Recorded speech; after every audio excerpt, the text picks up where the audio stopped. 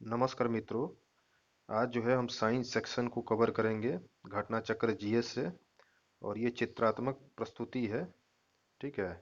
इसमें बहुत अच्छे से जो है साइंस को कवर किया गया है, जैसे आप देख रहे हैं। जैसे ये फ्लावर है। आप देख रहे हैं कि आप इस भाग को पुंकेसर कहते हैं, इसको ब्राह्मदल कहते हैं, फिर इसको तना कहते हैं, पत्ती कहते हैं। कहने का मतलब इसको इतने अच्छे से जो है चित्र के द्वारा प्रस्तुत किया गया है कि इसको अगर आप साइंस अगर इसको कवर करते हैं तो आपका साइंस जो है बहुत अच्छे से तैयार हो जाएगा। लड़कों को जो है सबसे ज़्यादा साइंस से ही डर लगता है। तो इस बुक से कवर करने के बाद आपको जो है साइंस का डर जो है वो ख़त्म हो जाएगा। इतने अच्छे से इसमें प्रस्तुतिकरण किया गया है चित्र के द्वारा पूरे साइंस सेक्शन को, जैसा आप देख रहे हैं। तो अगर आपको साइंस से डर लगता है तो आज ये डर खत्म हो जाएगा। और किसी भी कंपटीशन में, चाहे वो रेलवे का कंपटीशन हो आने वाला, एनटीपीसी का है, चाहे ग्रुप डी का हो, चाहे बीडीओ का है, चाहे लेखपाल का हो, चाहे लोअर पीसीएस का हो, चाहे समीक्षा अधिकारी हो, चाहे कोई भी स्टेट का पीसीएस का एग्जाम हो, अगर आपको अगर इस साइंस सेक्शन को आपने देख लिया अच्छे से तो आपको अन्यत्र और कोई वीडियो देखने की जरूरत नहीं पड़ेगी और आपको साइंस याद हो जाएगा अच्छे से। मैं ये आपको विश्वास दिलाता हूँ। ठीक है। और जो चीज़ें नहीं समझ में आएंगी वो चीज़ें मैं आपको अच्छे से समझाऊंगा। ठीक है। तो चलिए, यही बुक है घटना चक्र की, बहुत अच्छी बुक आई है। आइए हम लोग इसकी शुरुआत करते हैं। इसमें दोस्तों पूरे बायोलॉजी सेक्शन में आप देखेंगे तो ये प्लांट का एक ऐसा चैप्टर है जो थोड़ा बच्चों को टफ टफ लगता है। ठीक है। उसके बाद जितने चैप्टर है बहुत इजी होते हैं बायोलॉजी में। ठीक है। तो इसमें इतने अच्छे से चित्र बना के दिया हुआ है जिससे बच्चों को चित्र देख के ही याद हो जाएगा। तो चलिए ये शुरुआत करते हैं समय ना बर्बाद करते हुए, और हमारे वीडियो को ज़्यादा से ज़्यादा शेयर करिए जिससे जो है हमको मेहनत करने में अच्छा लगे। ठीक है। हमको मोटिवेशन मिले कि मैं मेहनत कर पाऊँ आपके लिए ज़्यादा से ज़्यादा। ठीक है। और भी वीडियो आएंगी, हिंदी की वीडियो में डालूंगा, पूरा हिंदी ग्रामर पूरा जो है, मैथ्स की पूरी वीडियो आएगी, हर चैप्टर की एक मास्टर वीडियो मैं बना दूंगा आपके लिए, और रीजनिंग का। ठीक है। तो आप हमारे चैनल को बढ़ावा देंगे तो सारी चीज़ें जो है आपको 1 से 1.5 महीने में सारी चीज़ें आपको मिल जाएंगी एकदम ऑथेंटिक और टू द पॉइंट। जो एग्ज़ाम में, जो एग्ज़ाम से रिलेटेड क्वेश्चन होते हैं, चाहे वो मैथ्स का हो या चाहे जीएस का हो, वो एकदम टू द पॉइंट आपको पढ़ाया जाएगा। ठीक है। एकदम सिलेबस के अंतर्गत। ठीक है। तो चलिए आइए शुरू करते हैं जीव विज्ञान का। ठीक है। तो जीव विज्ञान, बायोलॉजी जिसको इंग्लिश में कहते हैं, शब्द का प्रथम प्रयोगकर्ता लैमार्क और ट्रेवेनिरस। ठीक है, ट्रेविरेनस। तो जीव विज्ञान जो शब्द के प्रथम प्रयोगकर्ता लैमार्क तथा ट्रेविरेनस, और जनक जो है अरस्तु। ध्यान रखिएगा, जीव विज्ञान के जनक पूछा जाएगा तो आप अरस्तु को लगाएंगे। देखो, उनको जो है अरिस्टोटल कहते हैं। और शब्द जो है बायोलॉजी जो है शब्द का प्रयोगकर्ता जो है वो लैमार्क और ट्रेविरेनस है। जीव विज्ञान की प्रमुख शाखाएं, ये शाखाएं कौन कौन सी हैं उनको देखते हैं। तो जंतुओं के, रुकिए पेन ले लेता हूं मैं। तो जंतुओं का अध्ययन को जूलॉजी कहते हैं। पादपों का अध्ययन को बॉटनी कहते हैं। पादपों मतलब पेड़ पौधा। ठीक है। मृदा के अध्ययन को पैडोलॉजी। मनुष्य की वृद्धावस्था संबंधी अध्ययन को जेरेंटोलॉजी कहते हैं। इसको ध्यान रखिएगा, कई बार एग्जाम में पूछा हुआ है। ठीक है। मनुष्यों की वृद्धावस्था संबंधी अध्ययन को जेरेंटोलॉजी। अस्थियों का अध्ययन को ऑरिस्टियोलॉजी। ठीक है। ऑरिस्टियोलॉजी हड्डी से संबंधित होता है। ठीक है। अस्थियों का अध्ययन किया जाता है इसमें। फिर त्वचा का अध्ययन को डर्मेटोलॉजी। ठीक है। त्वचा के अध्ययन को डर्मेटोलॉजी। और पोषण विधियों का अध्ययन ट्रोफोलॉजी। और उभयचर सरीसृपों का अध्ययन हर्पेटोलॉजी। ठीक है। चलिए आगे बढ़ते हैं। फिर हम पढ़ेंगे आइए इधर पहले देख लेते हैं प्रमुख शब्दावलियां। तो एपी कल्चर, देख रहे हैं मधुमक्खी बना हुआ है। इसी तरह से चित्रात्मक प्रस्तुति है मित्रों, अगर आप इसको देख लेंगे तो आपको विज्ञान एकदम आसान लगने लगेगा। ठीक है। तो एपी कल्चर किसको कहते हैं? मधुमक्खी पालन को। ठीक है, मधुमक्खी पालन को एपी कल्चर। और एवी कल्चर पक्षी पालन, थोड़ा थोड़ा अंतर है, ध्यान दीजिएगा। एपी कल्चर मधुमक्खी पालन, एवी कल्चर पक्षी पालन, पीसी कल्चर मछली पालन, सेरी कल्चर रेशम कीट पालन, सिल्वी कल्चर वन संवर्धन, ओलेरी कल्चर सब्जियों की कृषि का अध्ययन करते हैं हम ओलेरी कल्चर में।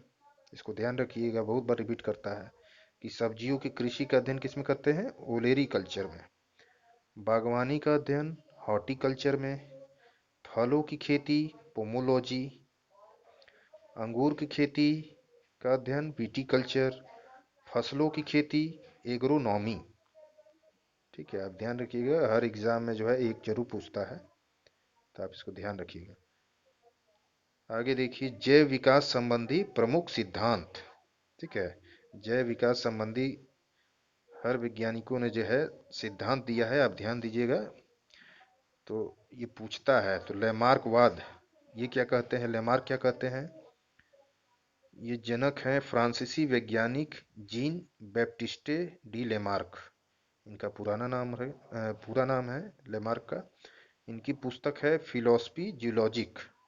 ठीक है, पूछता है नाम, फिलोसफी जियोलॉजिक किसकी बुक है? लेमार्क की।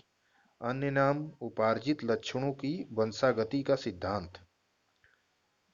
उदाहरण लैमार्कवाद का, जिराफ की गर्दन का लंबा होना। ठीक है, सांप के पैर का गायब होना। तो इसका मतलब समझे दोस्तों, लैमार्क का कहना ये है कि मतलब जिस चीज का यूज नहीं है वो चीजें खत्म होती जाती है। ठीक है, जैसे जिराफ का गर्दन का लंबा होना, मतलब पहले जिराफ छोटे छोटे होते थे, लेकिन बड़े बड़े वृक्षों के पौधों के खाने की वजह से जो है उनकी गर्दन लंबी होती गई। ठीक है, उनकी हाइट बढ़ती गई। उसी तरह सांप के पैर पहले होते थे, धीरे धीरे उस पैरों की जरूरतें खत्म हो गई, जिसकी वजह से उनका जो है पैर विलुप्त हो गया। ठीक है, तो लेमार्क कहने का मतलब यही है कि जिस चीज का यूज नहीं है वो चीजें खत्म होती जाती हैं। ठीक है, आपको समझ में आ गया होगा। फिर डार्विनवाद। ठीक है, डार्विनवाद क्या कहते हैं? ये जनक है ब्रिटिश वैज्ञानिक चार्ल्स डार्विन, इनका पूरा नाम है। ठीक है, ये ब्रिटिश वैज्ञानिक है चार्ल्स डार्विन। ठीक है, इन्होंने डार्विनवाद दिया है। इनकी पुस्तक है प्राकृतिक चुनाव द्वारा जातियों की उत्पत्ति। 1859 में इन्होंने लिखा था। ठीक है, ये पुस्तक प्राकृतिक चुनाव द्वारा जातियों की उत्पत्ति। अन्य नाम क्या है? प्राकृतिक वर्णवाद, theory of natural selection. Survival of the fittest का सिद्धांत इन्होंने दिया है। तो क्वेश्चन पूछता है कि सर्वाइवल ऑफ द फिटेस्ट सिद्धांत किसने दिया? तो डार्विन ने। फिर देखिए नेक्स्ट, ये वेरी इंपॉर्टेंट है, उत्परिवर्तनवाद। ये वेरी इंपॉर्टेंट है, हर एग्जाम में आता है ये। उत्परिवर्तनवाद, इसके जनक कौन है? हॉलैंड के हुगो डी ब्रिज। ठीक है, उत्परिवर्तनवाद के जनक कौन है? हॉलैंड के वैज्ञानिक हुगो डी ब्रिज। प्रयोग वस्तु, ठीक है, सांध्य प्रिमरोज, जिसको आइनोथेरा लेमार्कियन कहते हैं। अन्य नाम उत्परिवर्तन सिद्धांत इसको कहा जाता है, म्यूटेशन थ्योरी। तो उत्परिवर्तन सिद्धांत किसने दिया है? हुगो डी ब्रिज ने, ये ध्यान रखिएगा। चलिए आइए आगे देखते हैं। देखिए, जो जिराफ की मैं बात कर रहा था कि पहले जिराफ कितने छोटे होते थे, धीरे धीरे वृक्षों को जो है उनके पत्तों को खाने से, उनके फलों को खाने से इनकी गर्दन जो है लंबे होते गए। तो इसी बात कही गई कि घास की उपलब्धता से अगली टांगों व गर्दन के कम उपयोग के कारण इन अंगों की कम लंबाई। ठीक है, आप देख रहे हैं छोटा है साइज।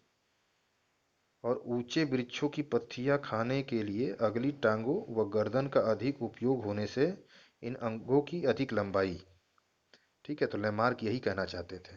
तो लेमार्कवाद के अनुसार अंगों के उपयोग या अनुप्रयोग का प्रभाव ठीक है, जिराफ के उद्विकास क्रम का रेखा चित्र। तो यही बता रहा है कि बता किसने जो है बताया है, लेमार्क ने बताया है कि अंगों के उपयोग और अनुप्रयोग का प्रभाव, कि उपयोग होगा तो वो चीज़ें बड़ी होती जाएंगी और उपयोग नहीं होगा तो वो चीज़ क्षीण हो जाएगी। आइए आगे देखते हैं, जीव जंतुओं का विकास क्रम। दोस्तों रेलवे का एग्ज़ाम जो आने वाला है फरवरी में, ठीक है, और उसके लिए बहुत इंपॉर्टेंट है। इसको अगर आप साइंस से कर लेंगे, रेलवे में सबसे ज़्यादा साइंस के क्वेश्चन होते हैं और किसी भी एग्ज़ाम में साइंस के क्वेश्चन जीएस में ज़्यादा होते हैं। अगर इस बुक को आप अच्छे से, जिस तरह से मैं पढ़ा रहा हूँ, अगर आप समझ गए तो आप आसानी से 100% जो है क्वेश्चन को आसानी से कर पाएंगे। आपको याद हो जाएगी, चीज़ें आपके दिमाग में चली जाएंगी। बस आपको पूरा वीडियो अच्छे से बैठ के शांति से देखना है। दूसरी बार तीसरी बार अगर आप वीडियो देखेंगे तो स्पीड बढ़ा के आप देख लीजिएगा, ठीक है। किसी भी एग्जाम में जाइएगा इस वीडियो को देखिएगा, आपको बहुत लाभ होगा। 100% आप क्वेश्चन करके आएंगे। तो आगे देखते हैं, जीव जंतुओं का विकास क्रम, कैसे विकास हुआ जीव जंतुओं का। ये देखते हैं, महाकल्प है, कल्प है और घटना है। तो देखिए ये पीरियड दिया हुआ है, प्रोटेरोजोइक पीरियड में क्या घटना हुई थी। प्रथम मेटाजोआ और जंतुओं का पहला चिन्ह मिला था इस युग में, प्रोटेरोजोइक युग में। दूसरा क्या है, पेलियोजोइक युग, इसमें काफ़ी खंड है, ठीक है। पेलियोजोइक में काफ़ी खंड है, ये पूछता भी है। तो इसमें खंड है परमियन कल्प में क्या हुआ था। परमियम में सरीसृपों की उन्नति हुई थी। सरीसृपों मतलब जो जैसे रेंगने वाले जानवर, ठीक है, जैसे सांप होता है, ठीक है। तो सरीसृपों की उन्नति हुई थी परमियन कल्प में। कार्बोनीफेरस में क्या हुआ था, तो प्रथम सरीसृप, ठीक है, बीज युक्त फर्न्स इसमें हुए थे। फिर डेवोनियन में क्या हुआ था, प्रथम उभयचर जबड़े वाली मछलियां, ठीक है, इनका उद्भव हुआ था। फिर सिल्यूरियन, प्रथम संवहनी युक्त धरातलीय पौधे थे ये। फिर आर्डोविशियन, ये मेटाजोअन जीवों का विकास है। और नेक्स्ट जो है कैम्ब्रियन कल्प, क्या है इसमें, इसमें प्रथम मछली पाई गई थी और प्रथम रजुकी, जिसको कॉर्डेट कहते हैं। रजुकी किसको कहते हैं मित्रों, जिसकी रीढ़ की हड्डी होती हो, ठीक है, उसको रजुकी कहते हैं। तो कैम्ब्रियन इसमें आपको ध्यान रखना है, ठीक है। पेलियोजोइक पीरियड में कैम्ब्रियन जो कल्प है इसमें प्रथम मछली पाई गई थी, पूछता है, ठीक है। प्रथम मछली किस युग में पाई गई थी, तो पेलियोजोइक के कैम्ब्रियन कल्प में। नेक्स्ट पीरियड देखिए मेसोजोइक। मेसोजोइक में क्रिटेशियस कल्प में, ठीक है, ये क्रिटेशियस युग में डायनासोर की विलुप्ति हो गई। पूछता है कि डायनासोर की विलुप्ति किस युग में हुई, तो डायनासोर किस युग का जंतु है, तो मेसोजोइक ऑप्शन में रहेगा, तो मेसोजोइक मांगेंगे। और किस युग में डायनासोर की विलुप्ति हो गई, तो क्रिटेशियस में, ठीक है। फिर है पहले पिगमेंट का विकास, फूल वाले पौधों की उत्पत्ति। तो इसमें दो पूछता है, नहीं तो डायनासोर की विलुप्ति पूछेगा या फूल वाले पौधों की उत्पत्ति पूछेगा। तो मेसोजोइक ध्यान रखिएगा, क्रिटेशियस कल्प में।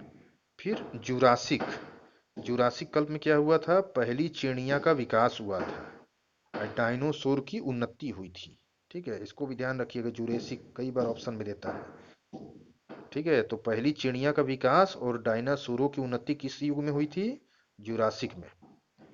फिर ट्रियासिक, ट्रियासिक में प्रथम स्तनपायी हुए थे और प्रथम डायनासोर, ध्यान रखिएगा।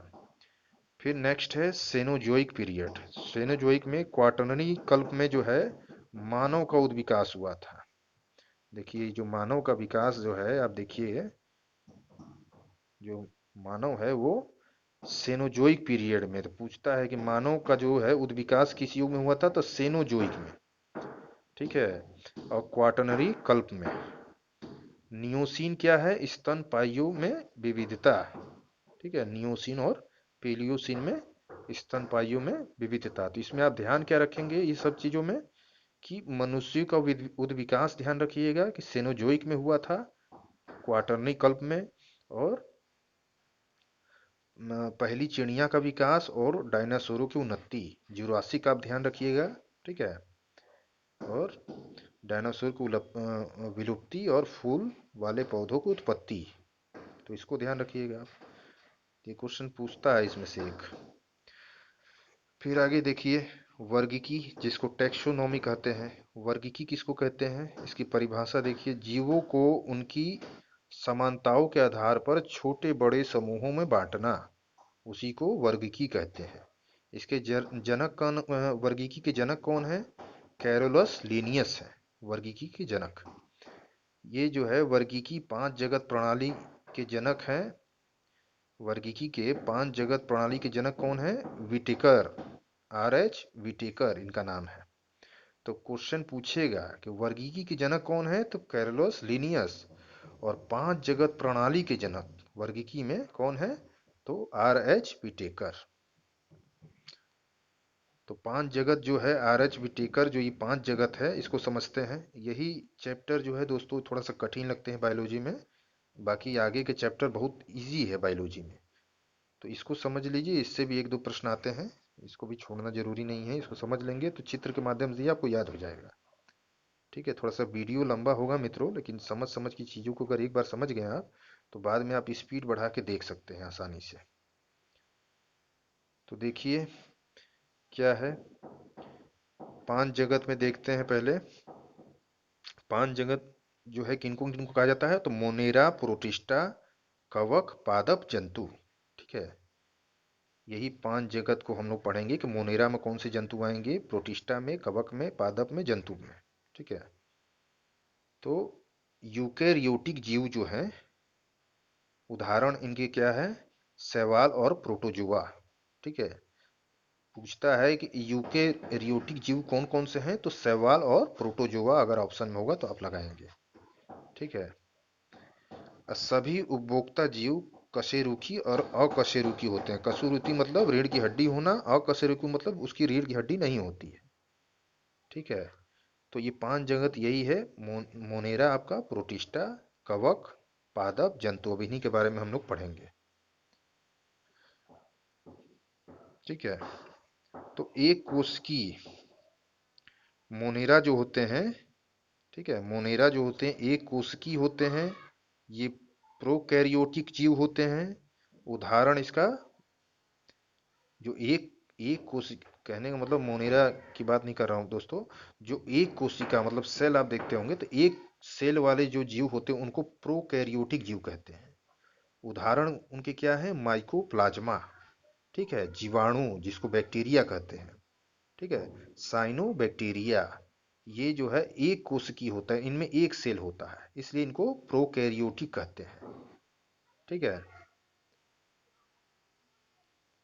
फिर यूकैरियोटिक, ठीक है, इसमें जो है अधिकांशतः बहुकोशिकी होते हैं। मतलब यूकैरियोटिक में जो है बहुत ढेर सारे सेल होते हैं, एक से ज्यादा सेल होते हैं, तो उसको हम यूकैरियोटिक कहते हैं। ठीक है। तो ध्यान रखिएगा कि प्रोकैरियोटिक जो है एक कोशिकी होते हैं, यूकैरियोटिक जो है अधिकांशतः बहुकोशिकी होते हैं। तो यूकैरियोटिक के जो उदाहरण हैं, ठीक है, यीस्ट हो गया, मशरूम हो गया, मशरूम आप जो सब्जी खाते हैं वो मशरूम, ठीक है, लोग सब कछत्ता कहते हैं उसको कहीं कहीं। ठीक है। ये काइटिन निर्मित कोशिका भित्ति से बना होता है। ठीक है। कोशिका भित्ति आप आगे सेल में समझेंगे दोस्तों कि बाहरी संरचना होती है जो सेल की सुरक्षा के लिए जो है बनी होती है, तो उसको कोशिका भित्ति कहते हैं। ये प्लांट में होते हैं। ठीक है। ये जंतु में नहीं होते हैं, कोशिका भित्ति सिर्फ प्लांट में होते हैं। तो इसको बस अभी ध्यान रखिएगा, आगे आपको चीजें समझ में आ जाएंगी। तो बस आप इतना ध्यान रखिएगा कि एक कोशिका को प्रोकैरियोटिक कहते हैं और बहुकोशिकी को यूकैरियोटिक होते हैं। एग्जाम्पल ध्यान रखिएगा, एक कोशिकी का माइकोप्लाज्मा, बैक्टीरिया होता है जीवाणु, साइनोबैक्टीरिया। और बहुकोशिकी कौन कौन से होते हैं, ईस्ट और मशरूम। ठीक है। फिर आगे देखिए,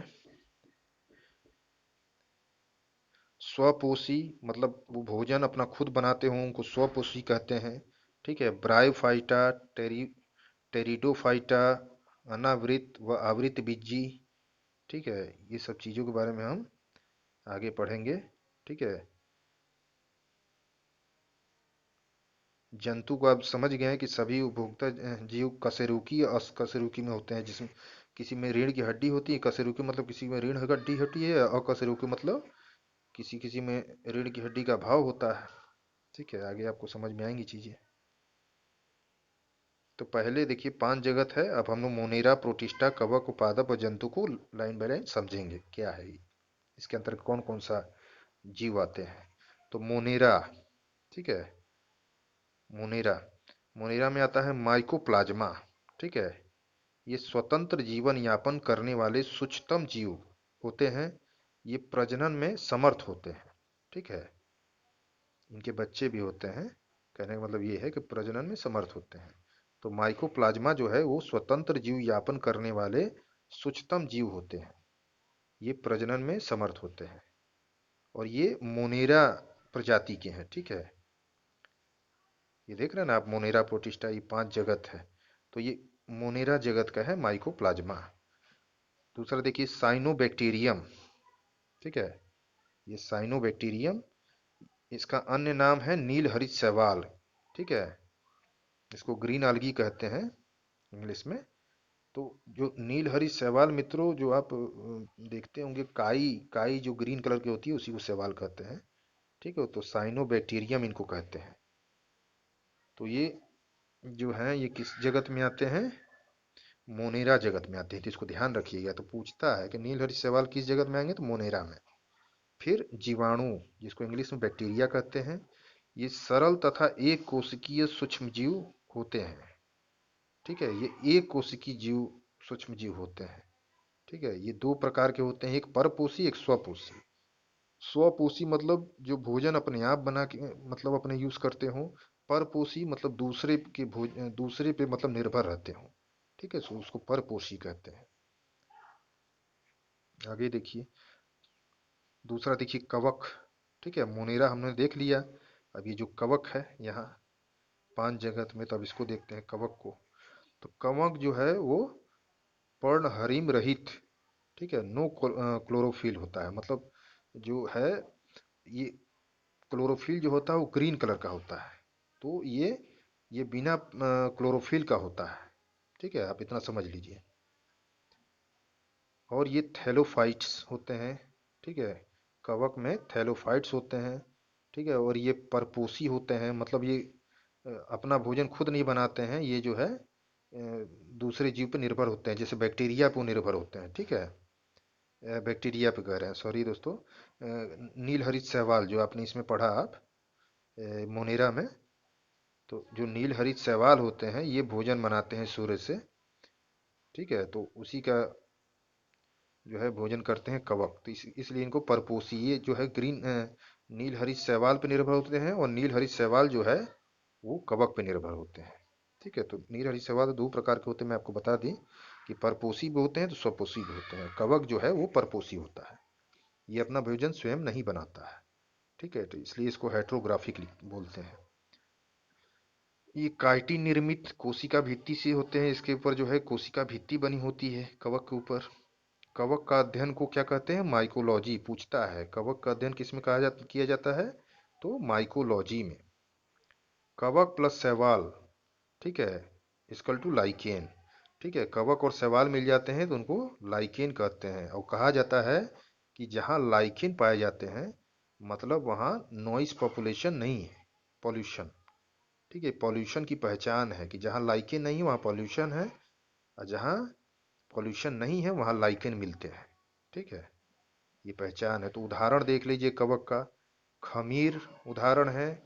कुकुरमुत्ता, जो मशरूम आप लोग सब्जी खाते हैं उसी को कुकुरमुत्ता मशरूम कहते हैं। फिर राइजोपस। ठीक है, तो खमीर, कुकुरमुत्ता, राइजोपस इसके उदाहरण होते हैं कवक के। ठीक है, देखिए चित्र बना हुआ ये कुकुरमुत्ता का है। ठीक है, चलिए आगे बढ़िए। अब प्रोटिस्टा जगत को देख लीजिए एक बार। तो प्रोटिस्टा के समान, ठीक है, प्रोटिस्टा जो है ये पादप के समान में देख लीजिए। पादप के समान जो प्रोटिस्टा होते हैं उसमें क्राइसोफाइटा, देखिए पेन ले लेता हूं मैं। थोड़ा पेन का यूज़ दोस्तों मैं कम करता हूँ, ठीक है, आप इसको ध्यान दीजिएगा। छोटा छोटा पीडीएफ है, अब आसानी से दिख रहा है, ठीक है। तो प्रोटिस्टा में पादप के समान है, एक जंतु के समान है। तो पादप के समान कौन कौन सा है? क्राइसोफाइटा, ठीक है। क्राइसोफाइटा में दो हैं, डाइटमस और डिसमिडस, ठीक है। डाइटमस सबसे बड़े प्रकाश संश्लेषी होते हैं, और डिसमिडस जो है वो सुनहरे शैवाल होते हैं। फिर पादप के समान में क्राइसोफाइटा तो हो गया, फिर डाइनोफ्लेजेंटा, डाइनोफ्लेजेलेट, ठीक है। और तीसरा जो है यूग्लिनॉयड, ठीक है, जिसको यूग्लिना, मैक्सोट्रॉपिक पोषण, जंतु तथा पादप के बीच संयोजी कड़ी कहते हैं यूग्लिनॉयड को। तो पूछता है कि जंतु तथा पादप के बीच, ठीक है, संयोजी कड़ी को क्या कहते थे? तो यूग्लिना कहते हैं, ठीक है। यूग्लिना जो है ये जंतु तथा पादप के बीच की कड़ी है, पूछता है क्वेश्चन, इसको ध्यान रखिएगा।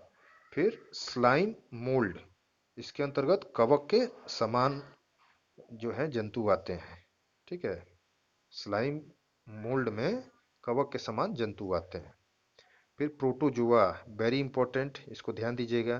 तो प्रोटोजोआ जो है एक कोश की होते हैं, ठीक है। प्रोटोजोआ अमीबा होते हैं, ठीक है। अमीबा जो होते हैं वो प्रोटोजोआ एक तरह से होते हैं।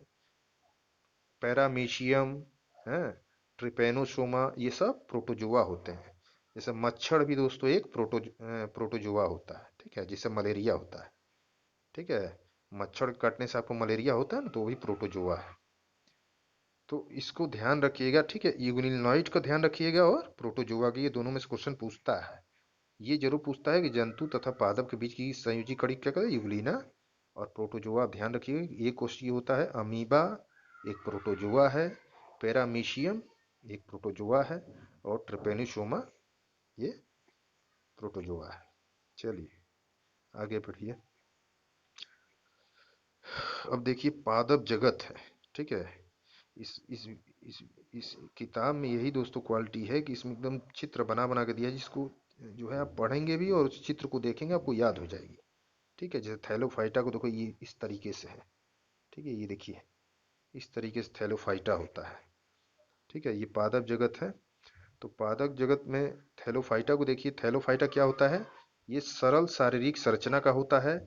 जैसे थैलोफाइटा के अंतर्गत क्या कहा जाएगा? शैवाल आ जाएगा, जो काई होता है, काई आप देखे होंगे, नल वल पे काई लगा रहता है। तो शैवाल हो गया, बैक्टीरिया हो गया, कवक हो गया, ठीक है। ये सब थैलोफाइटा ग्रुप में आएंगे, ठीक है। ये सर्वव्यापी होते हैं। इनका उदाहरण है स्पाइरो गाइरा, स्पाइरो गाइरा इसका उदाहरण है थैलोफाइटा का, ध्यान रखिएगा। फिर ब्रायोफाइटा पे आते हैं हम लोग। ब्रायोफाइटा जो होते हैं वो उभयचर होते हैं, ठीक है। उभयचर मतलब वो जो पानी में भी रह सकते हो और जो जमीन पे भी रह सकते हो, ठीक है। तो ब्रायोफाइटा के अंतर्गत वो संवहनी ऊतकों की अनुपस्थिति होती है ब्रायोफाइटा में, ठीक है। इनके उदाहरण है मॉस और मार्केशिया, ठीक है। ब्रायोफाइटा के चित्र देख लीजिए आप। फिर टेरिडोफाइटा, टेरिडोफाइटा जो है वो संवहनी ऊतक उपस्थित होता है इसमें, ठीक है। और इसके जो उदाहरण हैं ये फर्न है, हॉर्सटेल, मर्सिलिया। तो ये टेरिडोफाइटा का उदाहरण है। पूछता है कि फर्न, ठीक है, किसका उदाहरण है? तो आप ऑप्शन लगाएंगे कि टेरिडोफाइटा का, ठीक है। हॉर्सटेल, मर्सिलिया, आप ध्यान रखिएगा। तो ये उदाहरण से ही दोस्तों क्वेश्चन पूछता है, ठीक है। तो पूछ सकता है कि स्पाइरो गाइरा जो है वो किसका उदाहरण है? तो आप थैलोफाइटा बताएंगे। मॉन्स मार्केशिया किसके उदाहरण है? तो ब्रायोफाइटा के हैं। फर्न किसका उदाहरण है? तो टेरिडोफाइटा का। नेक्स्ट, जिम्नोस्पर्म, जिम्नोस्पर्म, ठीक है। जिम्नो मतलब नग्न, स्पर्मा मतलब बीज, ठीक है। ध्यान रखिएगा कि जिम्नोस्पर्म को तोड़ के कहा है कि जिम्नो का नग्न होता है अर्थ, स्पर्मा बीज। ये बहुवर्षीय एवं सदाबहार जीव होते हैं, ठीक है। ये मतलब कहने का मतलब साल भर ये जो है होते हैं। ये बहुवर्षीय और सदाबहार होते हैं। इसके उदाहरण पाइनस तथा साइकस। तो जिम्नोस्पर्म के उदाहरण है पाइनस तथा साइकस। फिर एंजियोस्पर्म, ठीक है, एंजियोस्पर्म, इसका फोटो आप देख लीजिए सामने, ये पपीता की तरह है, ठीक है, ये पपीता का ही पौधा है एक तरह से। तो ये एंजियोस्पर्म, एंजियोस्पर्म जो होते हैं वो आवृत बीजी होते हैं, ठीक है। एंजियो मतलब ढका हुआ, इसका अन्य नाम पुष्पीय पादप होता है, ठीक है। एंजियोस्पर्म जो होता है वो फलदार टाइप का होता है, जैसे आप पपीता होता है वो भी एंजियोस्पर्म होते हैं। वो आवृत बीजी टाइप के होते हैं, ठीक है। इसके उदाहरण देख लीजिए आम, अमरूद, पपीता, ठीक है। इनकी गुठली आप देखते होंगे, इनके अंदर होता है, फल के अंदर होता है। आम में भी देखेंगे, अमरूद में भी बीज देखेंगे अंदर होता है, पपीता में भी अंदर होते हैं। तो इनको आवृत बीजी श्रेणी में कहा जाता है, ठीक है। तो ये एंजियोस्पर्म श्रेणी में आएंगे, इसको आप ध्यान रखिएगा। चलिए नेक्स्ट आगे बढ़िए। पादपों के भेद, ठीक है। पादपों के भेद में जो है, ये क्रिप्टोगेम के अंतर्गत देखेंगे अप्रत्यक्ष जननांग होता है। बीज उत्पन्न करने में अक्षम होते हैं, ये बीज उत्पन्न नहीं करते हैं। उदाहरण है थैलोफाइटा, ब्रायोफाइटा, टेरिडोफाइटा, ठीक है। ये बीज उत्पन्न नहीं करते हैं, ये अक्षम होते हैं बीज उत्पन्न करने में। अब फेनोरोगेम के अंतर्गत आएंगी, ये पूर्ण विकसित जनन अंग होते हैं इनके अंदर, ठीक है। ये बीज उत्पन्न करने में सक्षम होते हैं और इनके उदाहरण जो है ये जिम्नोस्पर्म और एंजियोस्पर्म। चलिए इसको ध्यान रखिएगा। आगे देखिए, अब हम देखते हैं प्राणी जगत का वर्गीकरण, ठीक है। प्लांट जगत का वर्गीकरण हमने देख लिया। अब ये प्राणी जगत का वर्गीकरण देखिए। ये दो तरीके के हैं, एक कोशिका स्तरीय संरचना और एक उत्तक स्तरीय संरचना। कोशिका स्तरीय संरचना के अंतर्गत संघ पोरिफेरा आता है और उत्तक स्तरीय संरचना के अंतर्गत देह गुहाधारी है, कूट देह गुहाधारी जैसे निमेटोडा और ब्राह त्वचा एवं जठर त्वचा के बीच देह गुहा का अभाव होता है। फिर प्लेटी हेलमिंथीज सिलेट्रेटा, ठीक है। इसको आप एक दो बार देखेंगे तो आपको याद हो जाएगा। तो देह गुहाधारी के अंतर्गत दो चीजें होती हैं, दो जंतु होते हैं, ठीक है, दो प्राणी होते हैं। तो मीसोडर्म कोशिका का विकास, ठीक है, इसके अंतर्गत एनेलिडा, मोलास्का, आर्थ्रोपोडा, ठीक है दोस्तों, ये बहुत इंपॉर्टेंट है, इसको ध्यान रखिएगा। ये देह गुहाधारी के अंतर्गत आते हैं, ठीक है। तो क्या आते हैं, मेसोडर्म कोशिका का विकास, इसके अंतर्गत जो है एनिलीडा प्राणी आते हैं, मोलस्का और आर्थ्रोपोडा। दूसरा है अंतः स्तर की थैली से देह गुहा का बनना, उसको नोटोकार्ड युक्त कहते हैं और नोटोकार्ड विहीन होते हैं, ठीक है। तो जो नोटोकार्ड युक्त होते हैं वो कॉर्डेटा होते हैं, ठीक है। कॉर्डेटा लावा में अवशेषी, ठीक है, लावा में अवशेषी नोटोकार्ड, जिसके अंतर्गत पोटोकॉर्डेटा होता है। और दूसरा नोटोकार्ड की जगह मेरुदंड होती है, ठीक है। मेरुदंड मतलब रीढ़ की हड्डी, जिस प्राणी में रीढ़ की हड्डी होती है, ठीक है, इनको कशेरुकी कहा जाता है, ठीक है। देखिए एग्जाम्पल में दिया हुआ है नीचे कि ये जो है आप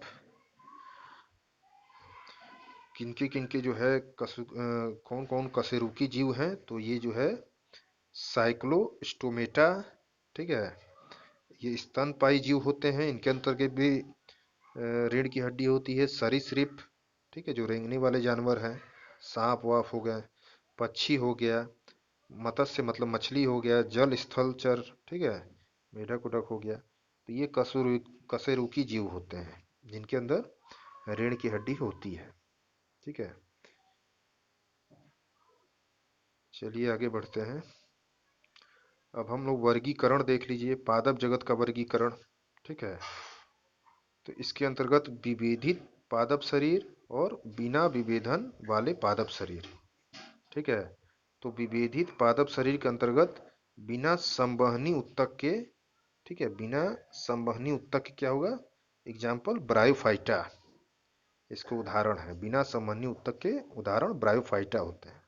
फिर संवहनी उत्तक युक्त के अंतर्गत बीज रहित है, बिना बीज के, और बीज युक्त। एक होता है बिना बीज के और एक बीज युक्त। तो बिना बीज रहित क्या होता है, टेरिडोफाइटा, ठीक है, ये बीज रहित है। और बीज युक्त जो है, ये जो है बीज युक्त जो है, ये द्विबीजी पत्र होते हैं, दो बीजों वाले पत्र वाले बीज होते हैं। और एक बीजी पत्री, एक बीज के भी होते हैं और दो बीज वाले भी होते हैं, ठीक है।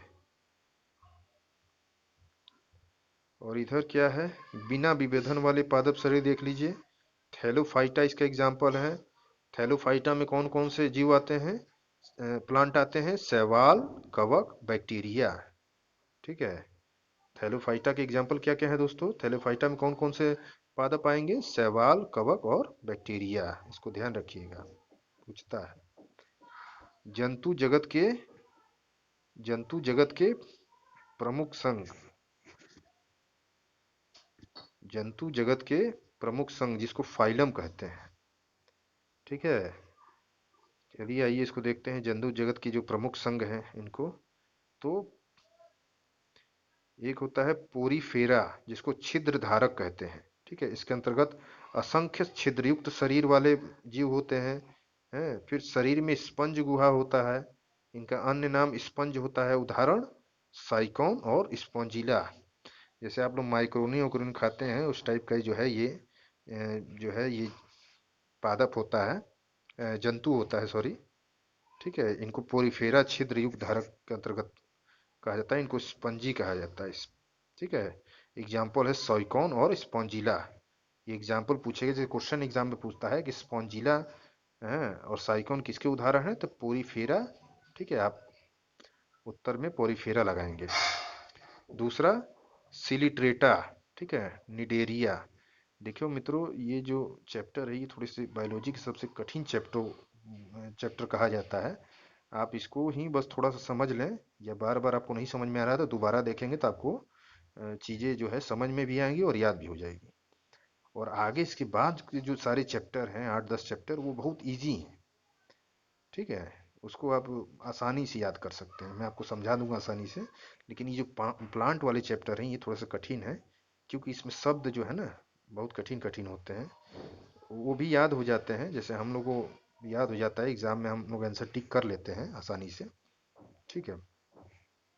तो इसको आप अगर ध्यान से देखेंगे 2-3 बार तो आपको याद हो जाएगा। तो पोरीफेरा हो गया, तो फिर अब सिलेट्रेटा, जिसको निडेरिया कहते हैं, ये जलीय जंतु होता है और भोजन पकड़ने हेतु मुख के चारों ओर धागे जैसी संरचनाएं इनके अंदर होती हैं, ठीक है। इनको टेटेकिल्स भी कहते हैं। ये उनके उदाहरण क्या हैं, मूंगा, हाइड्रा, जेलीफिश, सी एनिमोन, ठीक है। तो एग्जाम क्वेश्चन पूछेगा कि मूंगा, हाइड्रा, जेलीफिश, ठीक है, ये किसके उदाहरण हैं, तो आप ऑप्शन में मारेंगे सिलिट्रेटा, ठीक है। इसको निडेरिया भी कहते हैं। चलिए आगे बढ़िए, फोटो आप इसको देखते रहिएगा, ठीक है, ये इसी तरीके से होते हैं। फिर जगत के प्रमुख संघ, ठीक है, जंतु जगत के प्रमुख संघ। तीसरे नंबर पे जो है, एक दो हम लोग देख लिए, ठीक है, जंतु जगत के ये सब हम लोग भाग देख रहे हैं, एक दो ये है ना, एक दो देख लिया।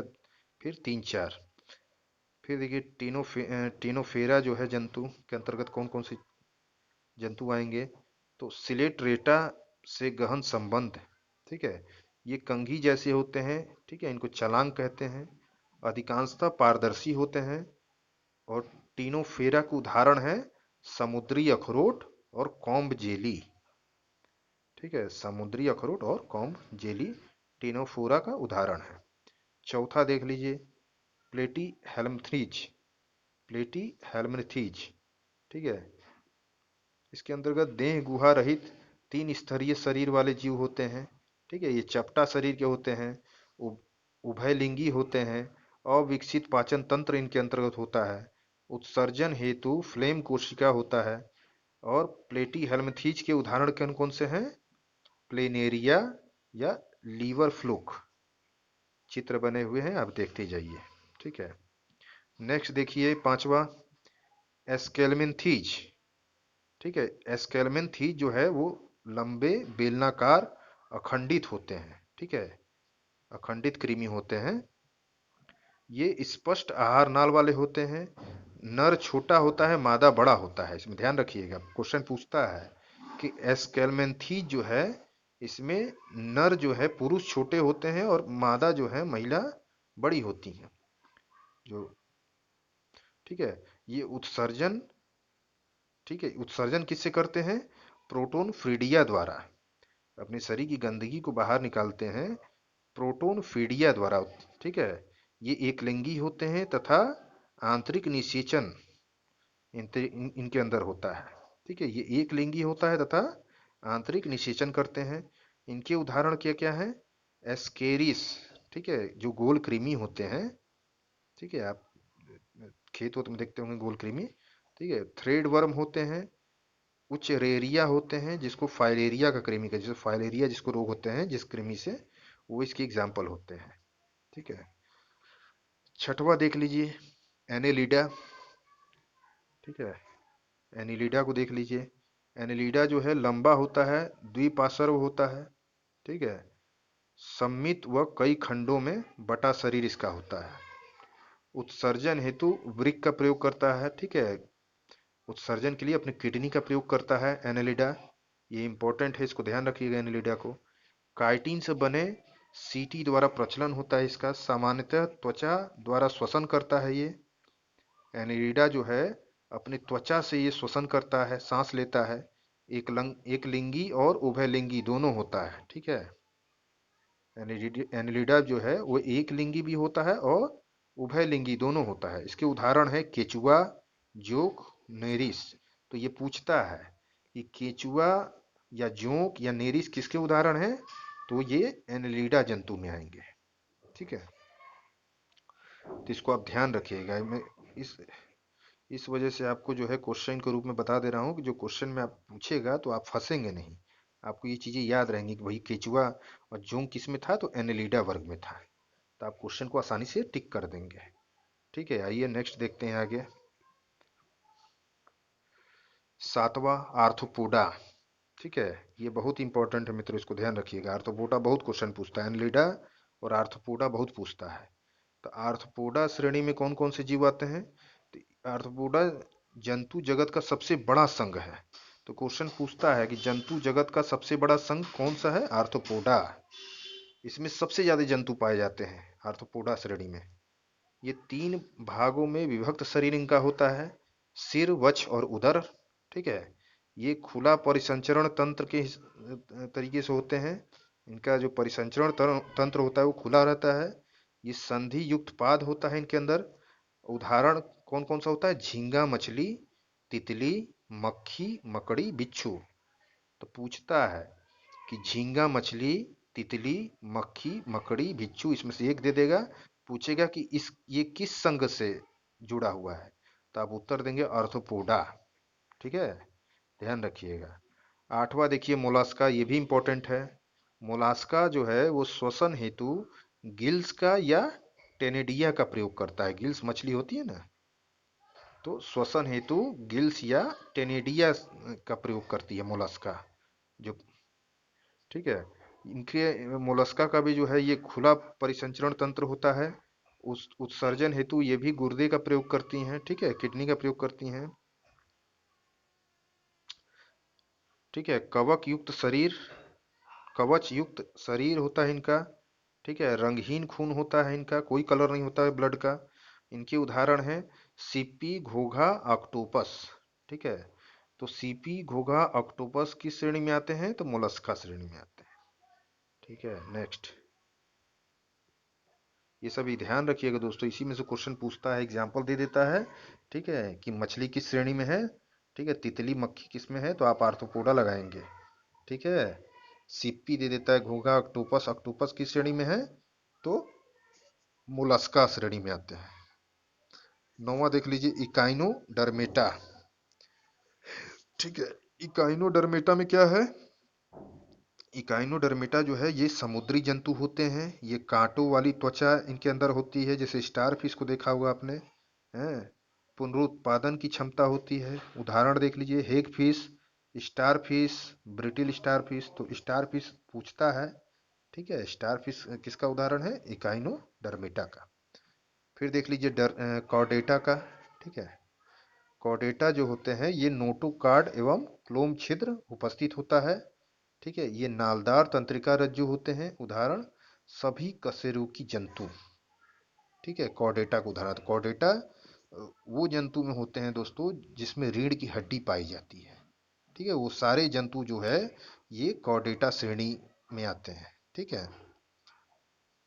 तो इसके एग्जाम्पल क्या हो? मेढक हो गया, कछुआ हो गया, ठीक है, बकुला हो गया, तो ये सब ध्यान रखिएगा। चलिए आगे बढ़ते हैं। अब मत्स्य देख लीजिए, मत्स्य मछली, ठीक है।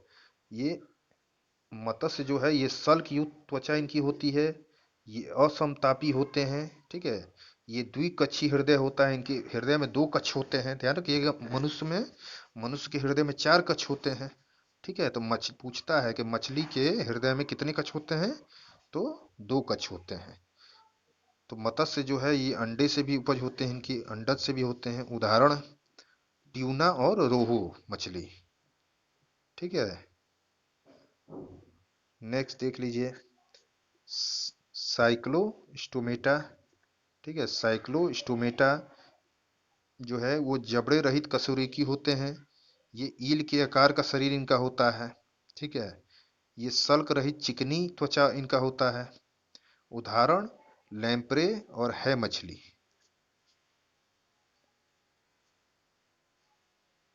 चलिए आगे बढ़िए। और ये ध्यान रखिएगा दोस्तों, ये जो है आप पढ़ रहे थे, ये जो, तो ये जंतु जगत के प्रमुख संघ ये फाइलम में आते हैं, ठीक है। अब हम लोग जो है ये मछली का जो प्रकार पढ़ रहे हैं ये वर्टिब्रेटा संघ में आते हैं, ठीक है। ये छह तरीके के जो है ये वर्टिब्रेटा संघ में आते हैं। तो पहला संघ हम लोग मत्स्य देख लिए, ठीक है। ये साइक्लोस्टोमेटा देख लिए।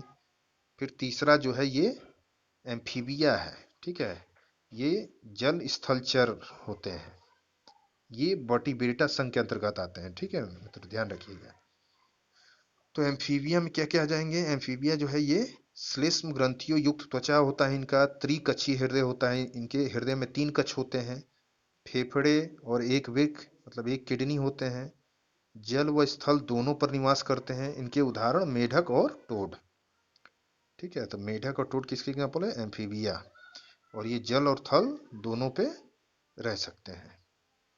चौथा देखिए सरीसृप, सरीसृप के अंतर्गत जो रेंगने वाले होते हैं, तो ये असमतापी होते हैं, सल्क युक्त होते हैं, इनके अंदर हृदय में भी तीन कक्षीय होते हैं, ठीक है। कठोर कवच युक्त अंडे होते हैं इनके, उदाहरण कछुआ, सांप, छिपकली, मगरमच्छ, ये सारे रेंगने वाले होते हैं, ठीक है। इनके कवच जो होता है वे कठोर कवच युक्त अंडे इनके होते हैं। पक्षी पांचवा देख लीजिए, वर्टिब्रेटा का एग्जाम्पल। पक्षी जो है ये समतापी होते हैं, इनके हृदय में चार कक्ष होते हैं, ठीक है। ये चार कक्षी हृदय वाले होते हैं, परों से ढका शरीर इनका होता है, उदाहरण सभी पक्षी आ जाएंगे।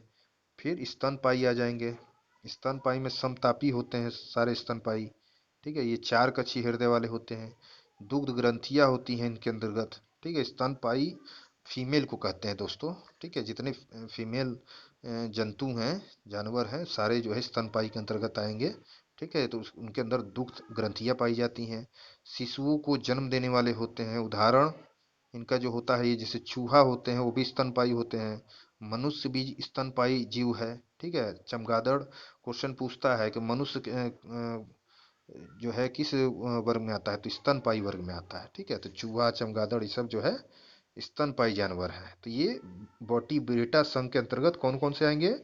मत्स्य, ठीक है, साइक्लोस्टोमेटा, ठीक है, जल स्थलचर, सरीसृप, पक्षी और स्तनपाई, ये ध्यान रखिएगा। फिर मछलियों के नाम से समानता रखने वाले भिन्न जीव, ठीक है। जैसे मछली का नाम ही रहेगा, जैसा आपको लगेगा कि मछली का नाम है, लेकिन ये मछली नहीं होते हैं, ठीक है। अब उसके नाम हम लोग देखेंगे, बहुत पूछता है, ठीक है। तो मछलियों के नाम से समानता रखने वाले भिन्न जीव, तो जेली फिश, ठीक है। इसमें देखिए फिश लगा हुआ है तो आपको लगेगा ये फिश है, लेकिन फिश नहीं है, ठीक है, तो जेली फिश जो है ये क्या होता है, नाइडोरिया, ठीक है, निडेरिया इनको कहते हैं। स्टार फिश क्या है, इकाइनोडर्मेटा संघ में आता है ये star fish. Silver fish arthropoda श्रेणी में आता है। ठीक है, सिल्वर फिश किस में आता है, आर्थ्रोपोडा। स्टार फिश को ध्यान रखिएगा, इकाइनोडर्मेटा, ये बहुत बार पूछा है। कटल फिश मोलस्का श्रेणी में आते हैं संघ में। और हेंग फिश जो है साइक्लोस्टोमेटा में आता है। डेविल फिश मोलस्का में आता है। और क्रे फिश आर्थ्रोपोडा में आता है। पूछता है क्रे फिश किस में आता है, आर्थ्रोपोडा में। रेंजर फिश मोलस्का में आता है। ठीक है, अब देखिए भिन्न नामों वाली वास्तविक मछलियां।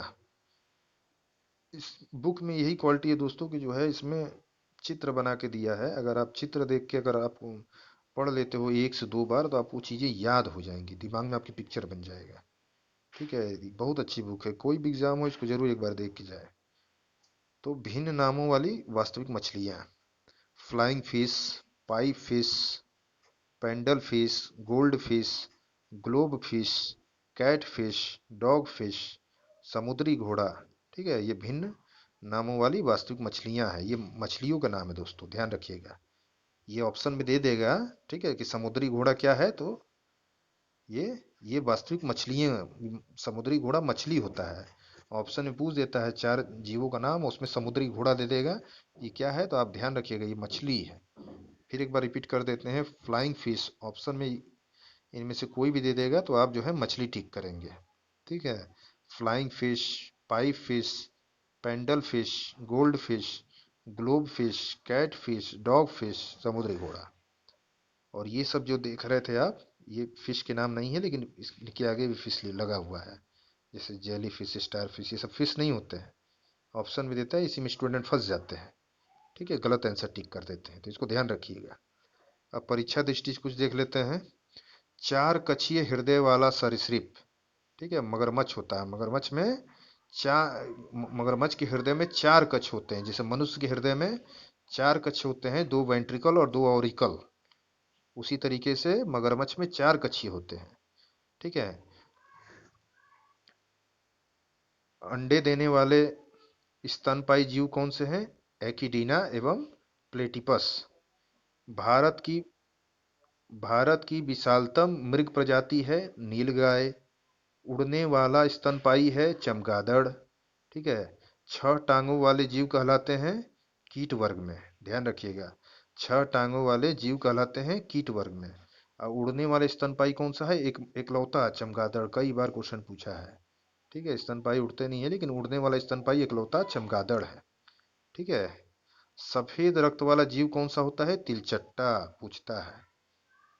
ठोस मूत्र उत्सर्जित करने वाला जीव कंगारू और चूहा। ये ठोस मूत्र जो है उत्सर्जित करते हैं। कुनैन प्राप्त होता है सिनकोना पेड़ के छाल से। कई हजारों बार क्वेश्चन पूछा है एग्जाम में। मानव निर्मित अनाज है ट्रिटिकेल। ट्रिटिकेल किसको कहते हैं, गेहूं और राई के संक्रमण को। ठीक है, दोनों को संक्रमण को ट्रिटिकेल कहते हैं। ये मानव निर्मित अनाज है। ठीक है, अफीम पोस्ता पौधों पौ, अफीम पोस्ता पौधे का कौन सा भाग होता है। ठीक है, अधपका फल। ठीक है, आधा पका हुआ जो फल होता है वो, उसी से अफीम, अफीम पोस्ता दाना जो है निकाला जाता है। अफीम का उत्पादन उसी से किया जाता है। अफीम के पौधे से प्राप्त उत्पाद है, अफीम के अफीम के पौधे से प्राप्त उत्पाद है नोस्कापीन, मॉर्फिन, हेरोइन। तो पूछता है कि हीरोइन जो है किसके पौधे से उत्पादन किया बनाया जाता है, तो अफीम के पौधे से। ठीक है, तो नास्कोपीन, मॉर्फिन, हेरोइन, ध्यान रखिएगा। अब सरीसृप से जुड़े महत्वपूर्ण तथ्य देख लेते हैं। तो घोंसला बनाने वाला सांप है किंग कोबरा। ठीक है, किंग कोबरा जो है घोंसला बनाता है। विश्व की एकमात्र छिपकली जो जहरीली होती है गीला मॉन्स्टर, जिसको हिलोडर्मा कहते हैं। संसार की सबसे जहरीली सांप होता है हाइड्रोफिश नामक समुद्री सांप। ठीक है, संसार की सबसे जहरीला सांप कौन सा होता है, हाइड्रोफिश नामक समुद्री सांप। जमीन पर रहने वाला सबसे जहरीला सांप कौन सा है? Inland taipan. ठीक है, इनलैंड ताइपन जमीन पर रहने वाला सबसे जहरीला सांप है। बिल बनाने वाली छिपकली है मेबुइया या स्किंक। सरीसृपों का युग कहलाता है मेसोजोइक युग। कई बार पूछा है, इसको ध्यान रखिएगा। सरीसृपों का युग कहलाता है मेसोजोइक युग। आगे ऊपर मैंने आपको पढ़ाया था। चलिए आगे बढ़िए। फिर पक्षी वर्ग से संबंधित परीक्षोपयोगी तथ्य देख लेते हैं। सबसे बड़ा जीवित पक्षी कौन सा है? शुतुरमुर्ग। ये सबसे बड़ा जीवित पक्षी है। सबसे छोटा पक्षी कौन सा है? Humming bird. उड़ ना सकने वाले पक्षी हैं कीवी और एमू। सबसे तेज उड़ने वाला पक्षी पेरेग्रीन फाल्कन। सबसे तेज उड़ने वाला पक्षी कौन सा है? Peregrine falcon. पक्षियों का वाक यंत्र होता है शब्दनी। और सबसे प्राचीन पक्षी कौन सा है?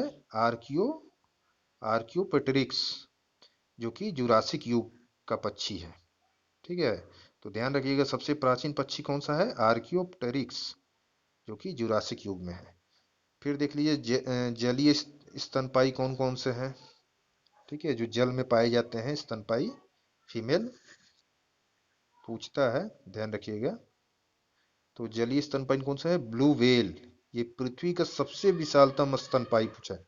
तो क्वेश्चन एक बार करोड़पति में भी दोस्तों पूछा था कि पृथ्वी का सबसे विशालतम स्तनपायी कौन सा है, तो ब्लू व्हेल सबसे बड़ा जो है स्तनपायी जो है पृथ्वी पर। स्पर्म व्हेल ये विशालतम दांत वाली व्हेल है। ठीक है, स्पर्म व्हेल जो है उसी प्रजाति की है, लेकिन ये दांत वाली होती है। ठीक है, तो इसको कहा जाता है विशालतम दांत वाली व्हेल, स्पर्म व्हेल। फिर समुद्री सेल, ये भी जलीय स्तनपायी होते हैं। सील या फोका, वालरस, डॉल्फिन, समुद्री गाय। ठीक है, तो इसमें आपको ध्यान दो ही चीज रखना है, एक ब्लू व्हेल जो कि पृथ्वी का विशालतम स्तनपायी है। ठीक है, एक स्पर्म व्हेल जो कि विशालतम दांत वाली व्हेल है। बस चलिए आगे बढ़िए। फिर मेमलिया देखेंगे, स्तनधारी मेमलिया। ये स्तनधारी होती हैं। आइए इनको लाइन से देख लेते हैं। मेमलिया जैसे प्रोटोथीरिया। ठीक है, प्रोटोथीरिया जो है अंडे देने वाली स्तनधारी होती है। ठीक है, इनका उदाहरण एकिडना प्लेटिपस पूछता है। ठीक है, एकिडना प्लेटिपस किसका उदाहरण है? तो प्रोटोथीरिया। ठीक है, फिर यूथीरिया। यूथीरिया जो है ये पूर्ण विकसित शिशु का जन्म देने वाली होती है। ठीक है, इसके उदाहरण हैं कुत्ता, गाय, मनुष्य। तो मनुष्य किस में आएगा? यूथीरिया। यूथीरिया स्तनधारी में आएगा। ठीक है, मनुष्य भी स्तनधारी है ना। तो यूथीरिया जो है ये पूर्ण विकसित शिशु का जन्म देते हैं। ठीक है, इसके उदाहरण कुत्ता, गाय, मनुष्य। आगे मेटाथीरिया, इसके अंतर्गत जो है अपरिपक्व बच्चों को जन्म देने वाले होते हैं। ठीक है, तो ये विकसित होने तक मार्सपियल थैली में रहते हैं। ठीक है, ये बच्चों विकसित होने तक मार्सपियल थैली में बच्चों का रखरखाव करते हैं। उदाहरण जैसे कंगारू। तो कंगारू क्या है? ये मेटाथीरिया का उदाहरण है। फिर जीवों के नामकरण की द्विनाम पद्धति देख लेते हैं। ठीक है, जीवों के नामकरण की द्विनाम पद्धति। इसके जनक कौन है? Carolus Linnaeus. तो पूछता है, ठीक है, कि जीवों के जो जो है द्विनाम पद्धति के जो है जनक कौन है? तो लिनियस है। ध्यान रखिएगा। लैटिन भाषा के दो शब्दों से इसका वो किया गया है। एक्स से वंश का सूचक है। ठीक है, और वाई से जाति का सूचक। एक्स से वंश का सूचक, वाई से जाति का सूचक। महत्वपूर्ण जीवों के वैज्ञानिक नाम थोड़ा देख लेते हैं। ठीक है, महत्वपूर्ण जीवों के वैज्ञानिक नाम क्या क्या है पूछता है। जैसे मनुष्य का वैज्ञानिक नाम क्या है? होमोसेपियंस। गाय का बॉस टॉरस। बिल्ली का फेलिस कैटस, ठीक है, कैटस से ध्यान रखिए, कैट मतलब बिल्ली, कैटस। कुत्ता कैनिस लूपस फैमिलियारिस।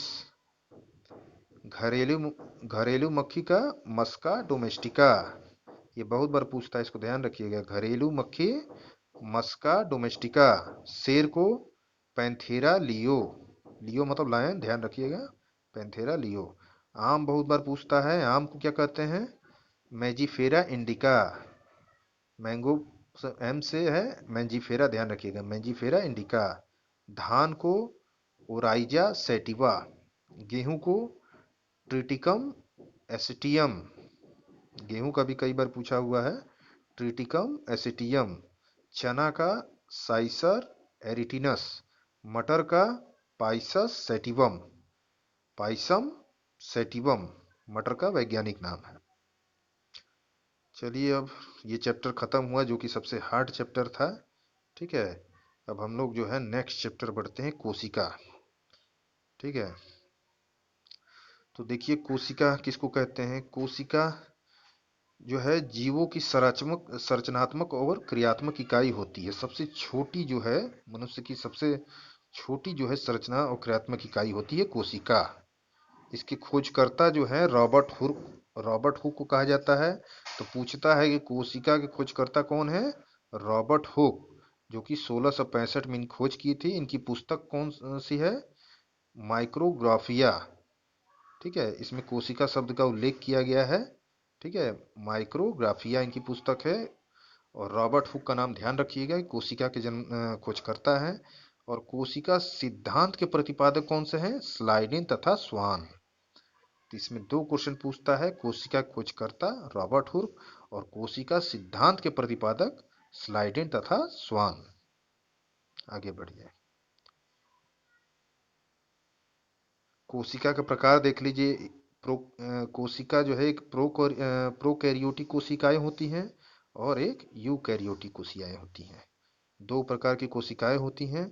ठीक है, जो प्रोकैरियोटिक कोशिकाएं होती हैं उसमें केंद्रक होता है, केंद्रक कला होता है, केंद्रिका होता है, कला युक्त होता है, कला युक्त कोशिकांग अनुपस्थित होता है इसमें। ठीक है, तो प्रोकैरियोटिक में केंद्रक होता है, केंद्रक कला, केंद्रिका, ठीक है, और कला युक्त कोशिकांग अनुपस्थित होता है। इसमें आनुवांशिक पदार्थ उपस्थित होते हैं। ठीक है, ये इसमें आनुवांशिक पदार्थ उपस्थित होते हैं। राइबोसोम की उपस्थिति होती है। उदाहरण इसके क्या होते हैं? जीवाणु तथा नीलहरी शैवाल। ठीक है, तो प्रोकैरियोटिक में जो है सभी चीजें नहीं होती हैं। ठीक है, और यूकैरियोटिक में देखेंगे सभी चीजें होती हैं, जैसे केंद्रिका हो गया, तमाम चीजें जो होती हैं। ठीक है, आगे हम देख रहे हैं, ये पूर्ण विकसित केंद्रक इसमें होता है। ठीक है, यूकैरियोटिक कोशिका में पूर्ण विकसित केंद्रक होते हैं, केंद्रिका होता है तथा कलायुक्त कोशिकांग भी होते हैं। हिस्टोन होता है, प्रोटीन की उपस्थिति होती है। ठीक है, हिस्टोन प्रोटीन की उपस्थिति होती है। उदाहरण पेड़ पौधों और जंतु। तो पेड़ पौधों और जंतु में कौन सी कोशिका पूछता है, कौन सी है? तो यूकैरियोटिक कोशिकाएं। ठीक है, खाली जीवाणु और नीलहरित शैवाल ऐसे दो चीजें हैं जिसमें प्रोकैरियोटिक कोशिकाएं होती हैं। ठीक है, ये इसकी जो केंद्रक हैं ये विकसित अवस्था में नहीं होते हैं, लेकिन यूकैरियोटिक कोशिकाएं पूर्ण विकसित केंद्रक इसके होते हैं। ठीक है, इसके उदाहरण पेड़ पौधे और जंतु, जिसमें मानव भी आ जाता है। चलिए आगे देखते हैं, कोशिका के भाग प्रमुख। ठीक है, कोशिका के भाग कौन कौन से हैं? अब देखेंगे कि कोशिका में कौन कौन से भाग होते हैं। कोशिका जैसे सेल में हमारे कौन कौन से चीजें होती हैं, उसको हम बारी बारी की चीजों को हम अध्ययन करेंगे और जानेंगे। ठीक है, अब देखिए कोशिका भित्ति, जो कि मैंने आपको बताया था कि प्लांट में ही सिर्फ होते हैं, एनिमल में नहीं होते हैं। ठीक है, तो कोशिका भित्ति सिर्फ पादप कोशिका में विद्यमान होता है। ठीक है, इस प्लांट में होता है, कवच के रूप में हार्ड होते हैं। ठीक है, ये सेलुलोज से निर्मित होते हैं। जैसे आप पेड़ पौधे देखते होंगे, ठीक है, तो पेड़ में जो बहुत मोटे मोटे पीपल के पेड़ होते हैं उस पर आप देखते होंगे तना में ऊपर जो है लकड़ी टाइप में बहुत हार्ड होते हैं, तो वो सेलुलोज से बने होते हैं। उन्हीं को कोशिका भित्ति कहते हैं। ठीक है, तो मैं आपको एग्जांपल देके बता दिया जिससे आपको समझ में आ जाए। ठीक है, तो वही उसी को कोशिका भित्ति कहते हैं, वो सुरक्षा करती है पेड़ को, ठीक है, ऊपर से। तो ये पूछता है कि कोशिका भित्ति किससे बनी होती है, तो सेलुलोज से बनी होती है, क्वेश्चन पूछता है, ठीक है। तो सेलुलोज से निर्मित होते हैं। कोशिका का सबसे बाहरी आवरण होता है ये, ठीक है। प्लांट सेल में कोशिका जो होता है उसका सबसे बाहरी आवरण जो होता है वो कोशिका भित्ति होता है। अब आते हैं माइटोकॉन्ड्रिया को देखते हैं, ये बहुत इंपॉर्टेंट है, इससे बहुत क्वेश्चन आता है। ये कोशिका के अंदर ही होते हैं माइटोकॉन्ड्रिया, ठीक है। तो इसके खोजकर्ता कौन है, ऑल्टमैन, जो कि 1886 ईस्वी में इन्होंने खोज किया माइटोकॉन्ड्रिया का। इनका नामकरण माइटोकॉन्ड्रिया का नामकरण किसने किया, बेणा द्वारा, ठीक है। ये श्वसन संबंधी क्रियाएं होती हैं। माइटोकॉन्ड्रिया से ही हम लोग जो है श्वास से एनर्जी बनाते हैं, ठीक है। ये जीवाणु एवं नील हरित शैवाल में अनुपस्थित होता है, ठीक है, ध्यान रखिएगा। माइटोकॉन्ड्रिया जो है वो बैक्टीरिया और नील हरित शैवाल में एब्सेंट रहता है, अनुपस्थित रहता है। इसका अन्य नाम कोशिका का पावर हाउस। तो क्वेश्चन पूछता है कि कोशिका का पावर हाउस किसको कहते हैं, ठीक है, तो माइटोकॉन्ड्रिया से, ठीक है, यहीं से एनर्जी और पावर मिलता है बॉडी को। और दूसरा क्वेश्चन पूछता है क्रेब्स चक्र इसी में संपन्न होता है, ठीक है। तो पूछता है कि क्रेब्स चक्र किस में संपन्न होता है, तो आप आंसर मारेंगे माइटोकॉन्ड्रिया में। तो इतनी बातें याद रखिएगा, ये बहुत इंपॉर्टेंट, बहुत बार क्वेश्चन पूछता है, ठीक है। चलिए आगे बढ़िए। अब ये सब जो पार्ट्स हम लोग पढ़ रहे हैं दोस्तों, कोशिका भित्ति होगा, माइटोकॉन्ड्रिया हो गया, राइबोसोम पढ़ने जा रहे हैं, ये सब कोशिका के अंतर्गत आते हैं, ठीक है। जैसे एक कोशिका होते हैं इतने बड़े, ठीक है, जैसे ये ह्यूमन सेल जैसे है, तो इसी के अंतर्गत जो है केंद्रक आ जाएंगे, ठीक है, माइटोकॉन्ड्रिया आ जाएंगे, ठीक है, ये कोशिका भित्ति आ जाएंगे, इसको घेरे हुए हैं, ठीक है, इसमें राइबोसोम आ जाएंगे। तो एक ही सेल के अंतर्गत ये सारी चीजें होती हैं, इन्हीं के बारे में हम लोग अध्ययन कर रहे हैं बारी बारी, ठीक है। तो आप इसको ध्यान रखिएगा, ये इसमें जो है आप फंसिएगा नहीं, ठीक है। तो अब राइबोसोम के देखते हैं, राइबोसोम का क्या वर्क होता है सेल के अंतर्गत। तो राइबोसोम जो है इसका नामकरण कौन किया था, रॉबर्ट द्वारा। रॉबर्ट ने राइबोसोम का नाम रखा था, आप याद रखिएगा। ये प्रोटीन संश्लेषण में सहायक है, ठीक है। मतलब बॉडी में, सेल में प्रोटीन का संश्लेषण कौन करता है, क्वेश्चन पूछता है, तो राइबोसोम करता है, ठीक है। प्रोटीन संश्लेषण कौन करता है, तो राइबोसोम करता है। इसका अन्य नाम प्रोटीन की फैक्ट्री। तो प्रोटीन की फैक्ट्री किसको कहते हैं, राइबोसोम को कहते हैं। नेक्स्ट देखते हैं अंतर्प्रवेश जलिका, ठीक है। तो इसको, इसके अंतर्गत जो है राइबोसोम इसी से चिपके होते हैं, ठीक है। ये अंतर्प्रवेश जलिका में ही राइबोसोम चिपके रहते हैं। ये जो अंतर्प्रदीप जलिका है, राइबोसोम इसी से चिपके होते हैं। लिपिड संश्लेषण का मुख्य स्थल है ये, ठीक है।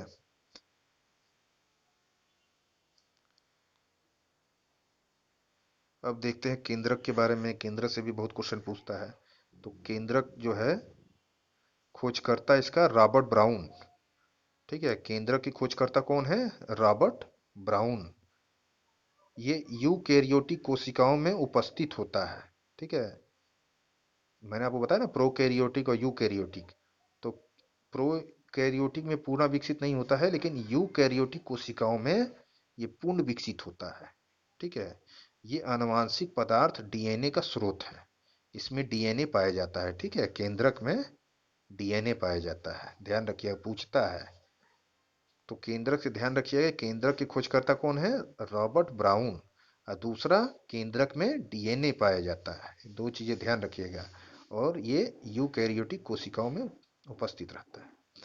फिर लाइजोसोम, लाइजोसोम, ठीक है, इसको क्या कहते हैं, आत्मघाती थैली कहते हैं, ठीक है।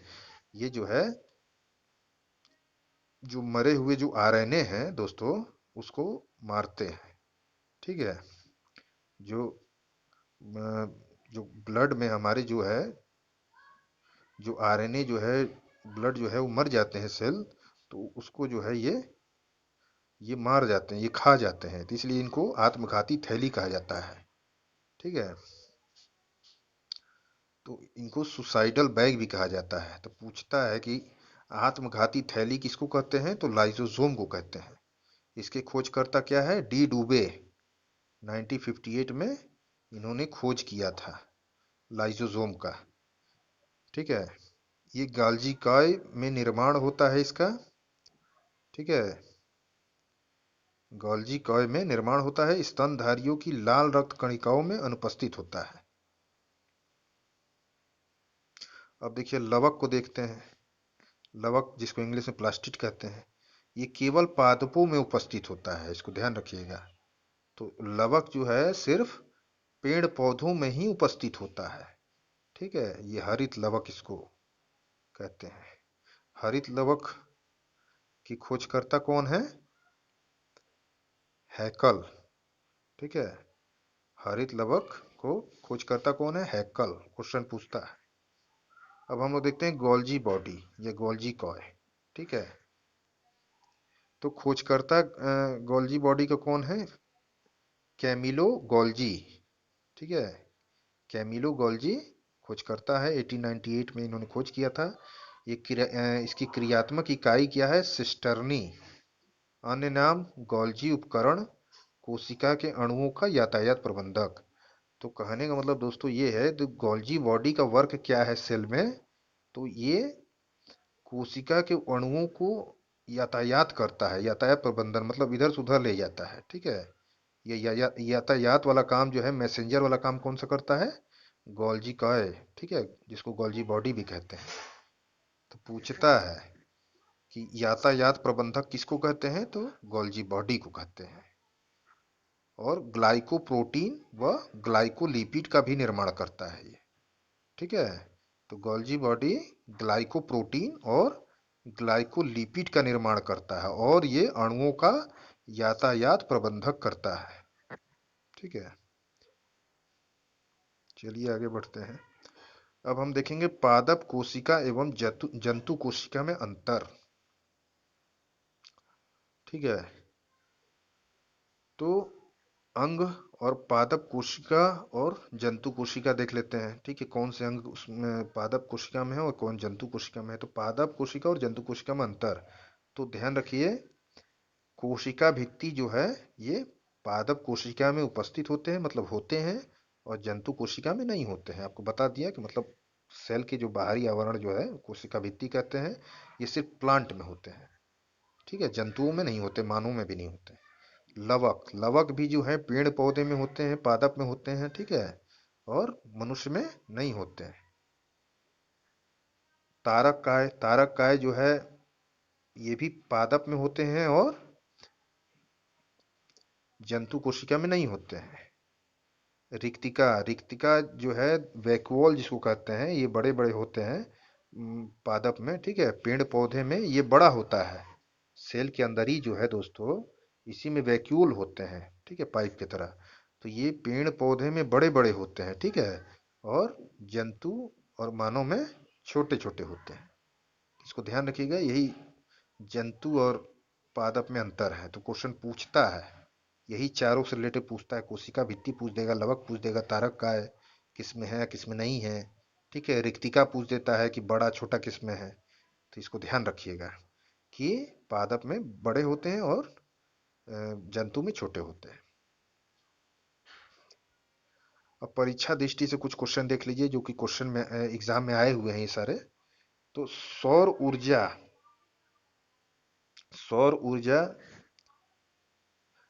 सौर ऊर्जा एटीपी में बदलती है क्लोरोप्लास्ट में। ठीक है। सौर ऊर्जा एटीपी में बदलती है क्लोरोप्लास्ट में। जीनोटाइप है जीवों का अनुवांशिक संगठन।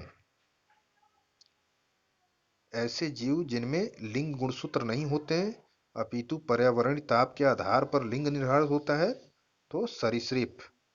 प्लाज्मा झिल्ली बनती है प्रोटीन व लिपिड से।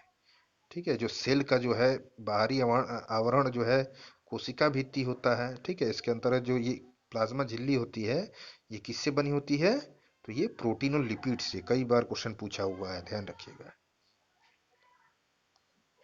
अब आगे बढ़ते हैं। अब ज़्यादा दोस्तों मैं कॉन्सेप्ट नहीं बता रहा हूँ क्योंकि वीडियो काफ़ी लंबा होता जाता है, ठीक है।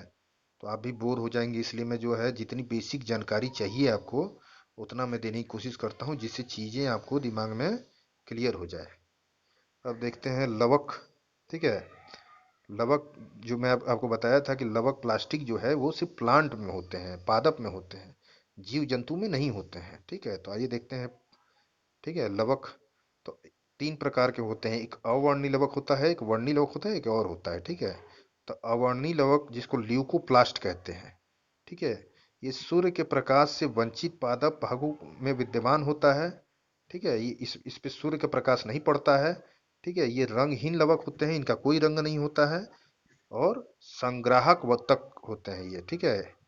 ये संग्राहक उत्तक होते हैं।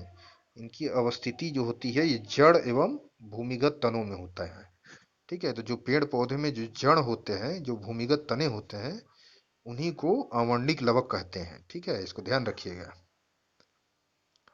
और आगे है तो वर्णी लवक, ठीक है। लवक के ही प्रकार हैं, तीन प्रकार हैं, अवर्णी, वर्णी और एक और है हरित लवक, ठीक है। तो पहला हम लोग देख लिए अवर्णी लवक, और दूसरा वर्णी लवक। तो वर्णी लवक जो है जिसको क्रोमोप्लास्ट कहते हैं, ठीक है। ये रंगीन लवक होते हैं, इनका रंग होता है, ठीक है। इनकी अवस्थिति कहाँ होती है? पुष्प में, फल भित्ति में, बीज में आदि में, ठीक है। तो ये पुष्प में आप देखेंगे तो वर्णी लवक होते हैं, इनका कलर होता है, ठीक है। फल बीजी, फल बीजी मतलब बीज में, ठीक है, बीज में भी इनका होता है। तो उदाहरण देख लीजिए, टमाटर का लाल लाल रंग होता है, ठीक है, तो लाइकोपीन के कारण। तो पूछता है कि टमाटर में जो लाल रंग होते हैं वो किन के कारण से होते हैं? तो लाइकोपीन के कारण। और ये किसके उदाहरण है? ठीक है, तो वर्णी लवक के, क्रोमोप्लास्ट के, ठीक है। गाजर का रंग किसके कारण होता है? कैरोटीन के। चुकंदर का रंग बीटा बीटानीन्स के कारण। ये तीनों ध्यान रखिए दोस्तों, ये तीनों एग्जाम में पूछता है कि टमाटर का लाल रंग लाइकोपीन, गाजर का रंग कैरोटीन, चुकंदर का रंग बीटानीन। पत्तियों का पीला रंग कैरोटीन के कारण होता है। पादपों की पराबैंगनी किरणों से रक्षा करने के लिए जो है हल्के नीले रंग वाला फाइकोसाइनिन, ठीक है।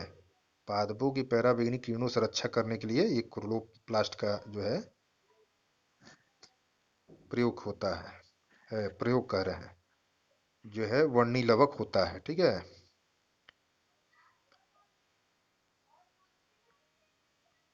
और ये हल्के नीले रंग वाला फाइकोसाइनिन भी होता है। अब तीसरा प्रकार हम लोग लवक का देखेंगे, हरित लवक, जो कि सबसे इंपॉर्टेंट है। क्लोरोप्लास्ट इसको कहते हैं, ठीक है। ये हरा रंग का होता है, ठीक है। हरित लवक है इसलिए हरा रंग है।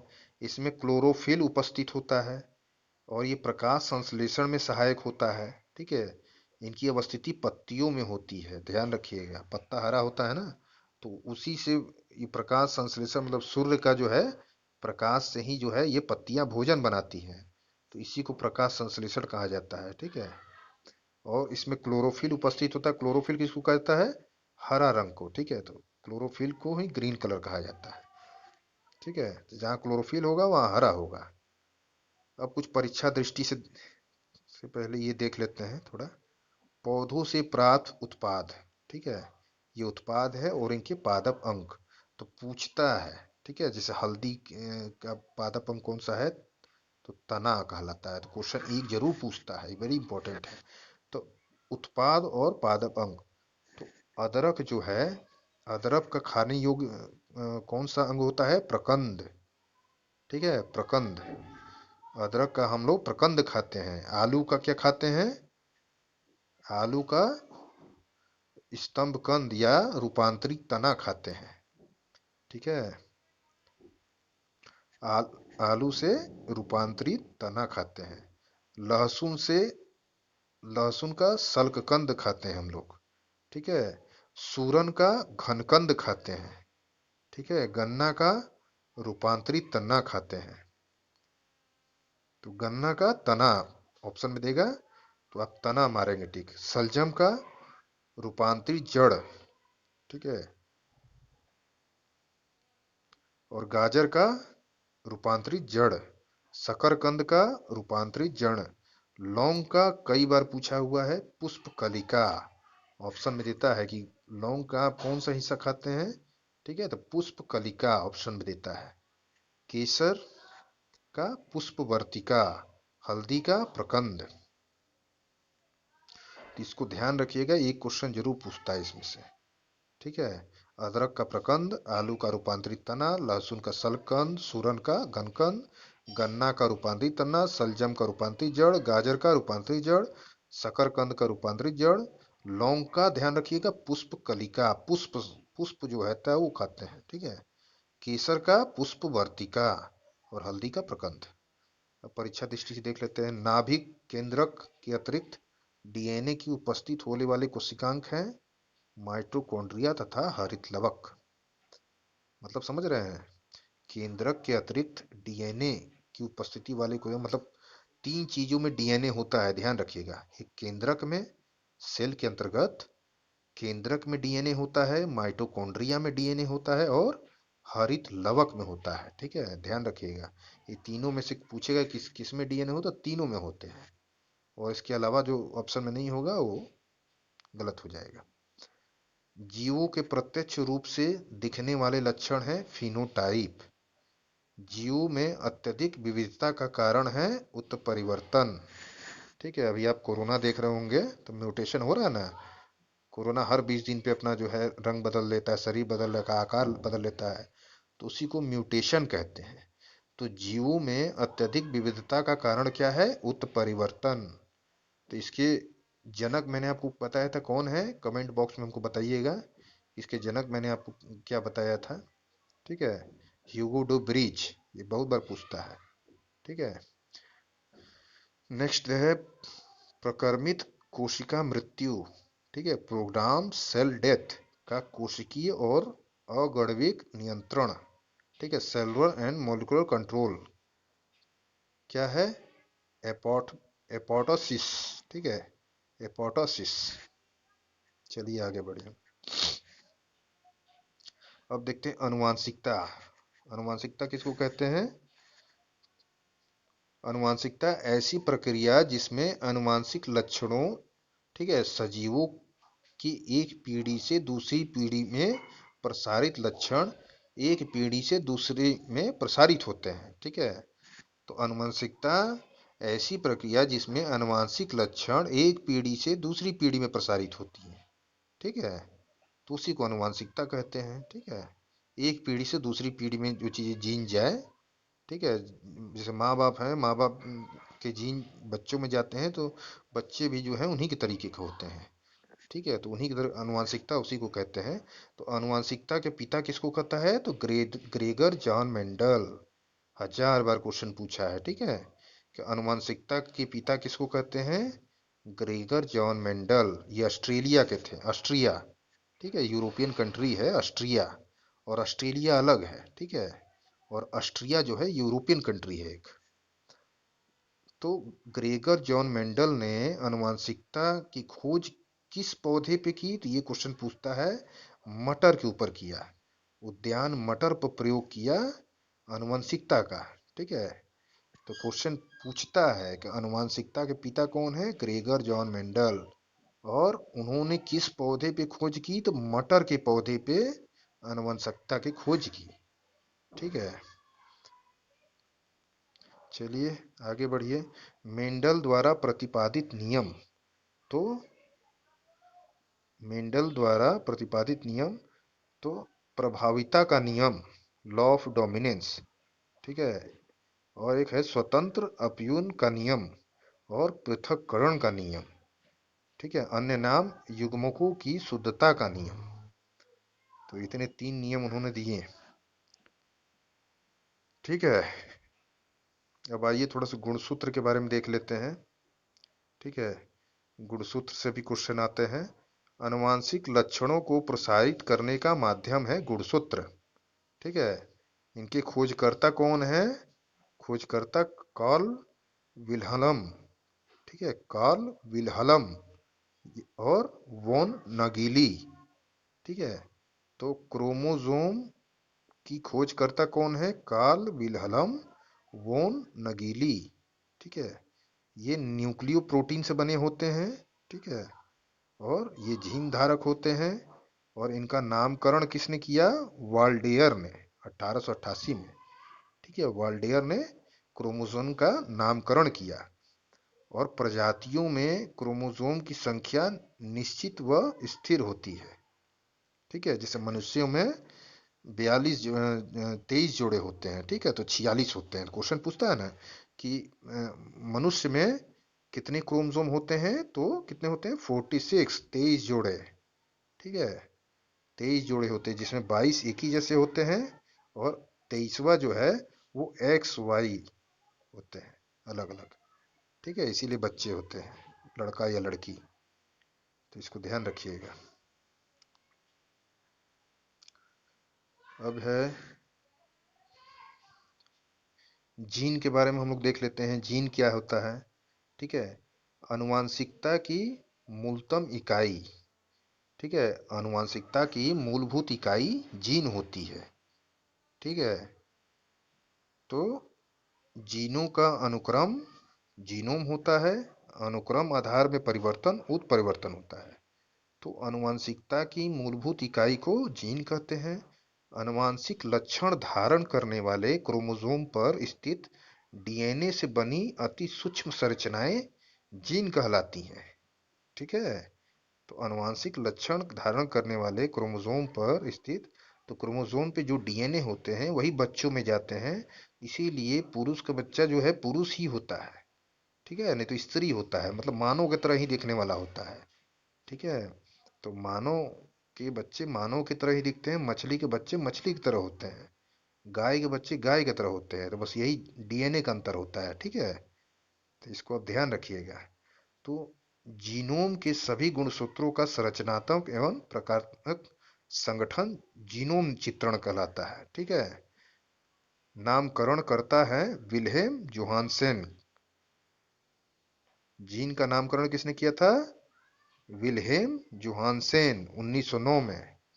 तो इसको फ्लो चार्ट को थोड़ा ध्यान रखिएगा। आनुवांशिकता की मूलभूत इकाई तो जीन कहते हैं। जीनों का अनुक्रम जीनोम कहलाता है। ठीक है, जीनों का अनुक्रमण जीनोम कहलाता है। अनुक्रम आधार में परिवर्तन होने पे उत्परिवर्तन कहते हैं। ठीक है, और ये जंपिंग जीन, प्लवमान जीन किसको कहते हैं? सर्वप्रथम मक्का में प्रयोग हुआ था। इसका खोजकर्ता बारबरा मैक्लिटॉक, यूएसए के थे, नोबेल पुरस्कार 1983 में। ठीक है, ये जंपिंग जीन के खोजकर्ता हैं। और ऐसे आनुवांशिक तत्व जो एक गुणसूत्र में एक स्थान से दूसरे स्थान में जाने में समर्थ है। ठीक है, इनको जंपिंग जीन कहते हैं। कोशिकाओं में डीएनए के खंड, ठीक है, ट्रांसपोजोन। तो जंपिंग जीन के कोशिकाओं में डीएनए का खंड होता है, जिसको ट्रांसपोजोन कहते हैं। चलिए आगे बढ़िए।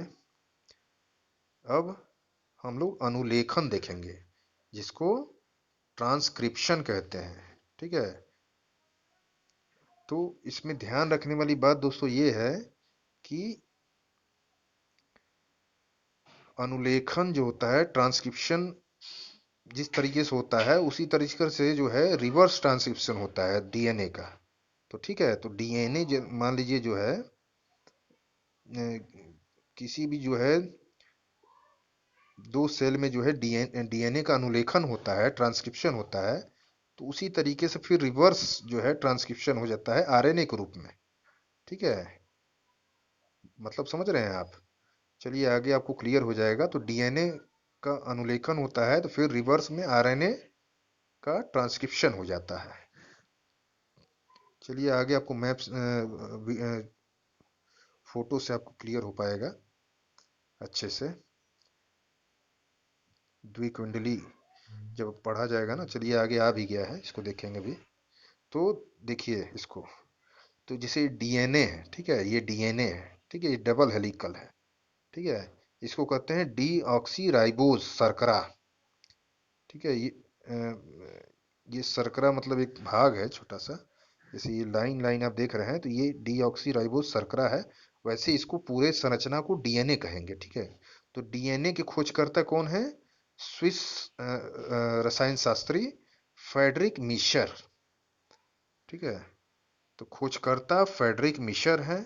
और कुंडली कार विन्यास की खोज, ठीक है, ये कुंडली कार जिसको डबल हेलिक्स अभी मैं जो कह रहा था डबल हेलिक्स, ये मेन पूछता है कि डीएनए के जो है कुंडलीकार विन्यास किसने किया? तो जेम्स जेम्स वाटसन और फ्रांसिस क्रिक ने, ठीक है। और एम एच एफ विलिकिंस और फ्रैंकलिन ने। तो क्वेश्चन बस आप ध्यान रखिएगा कि डीएनए की संरचना किसने दिया, ठीक है। तो आप इतना ध्यान रखिए कि जेम्स वाटसन और फ्रांसिस क्रिक, ठीक है। ये क्वेश्चन पूछता है तो आप आसानी से क्वेश्चन को टिक कर देंगे, ठीक है। तो ये दो नाम आप ध्यान रखिएगा, जेम्स वाटसन और फ्रांसिस क्रिक ने जो है डबल जो है डबल हेलिकल डीएनए का खोज किए थे, ठीक है। डीएनए जो है ये न्यूक्लिक अम्ल से बना होता है, ठीक है। अब प्रयोगशाला में सर्वप्रथम संश्लेषण हरविंद्र खुराना द्वारा किया गया। वेरी इंपॉर्टेंट है मित्रों, बहुत बार क्वेश्चन करता है कि प्रयोगशाला में सर्वप्रथम जो है डीएनए का संश्लेषण किसने किया था? तो हरविंद खुराना द्वारा किया गया था, ठीक है। तो इसमें दो क्वेश्चन आप ध्यान रखिएगा कि डीएनए की खोज किसने किया था, ठीक है। तो जेम्स वाटसन और फ्रांसिस क्रिक, ये मिला मिटा देता हूं मैं। तो जेम्स वाटसन और फ्रांसिस क्रिक, ये ध्यान रखिएगा, ठीक है। और ये न्यूक्लिक अम्ल से बना होता है। और हरविंद खुराना को ध्यान रखिएगा कि प्रयोगशाला में सर्वप्रथम संश्लेषण हरविंद खुराना ने किया था डीएनए का, ठीक है। बाकी इसके पार्ट्स का नाम है, देखिए, डी ऑक्सी राइबोज शर्करा इसको कहते हैं, या बना हुआ है।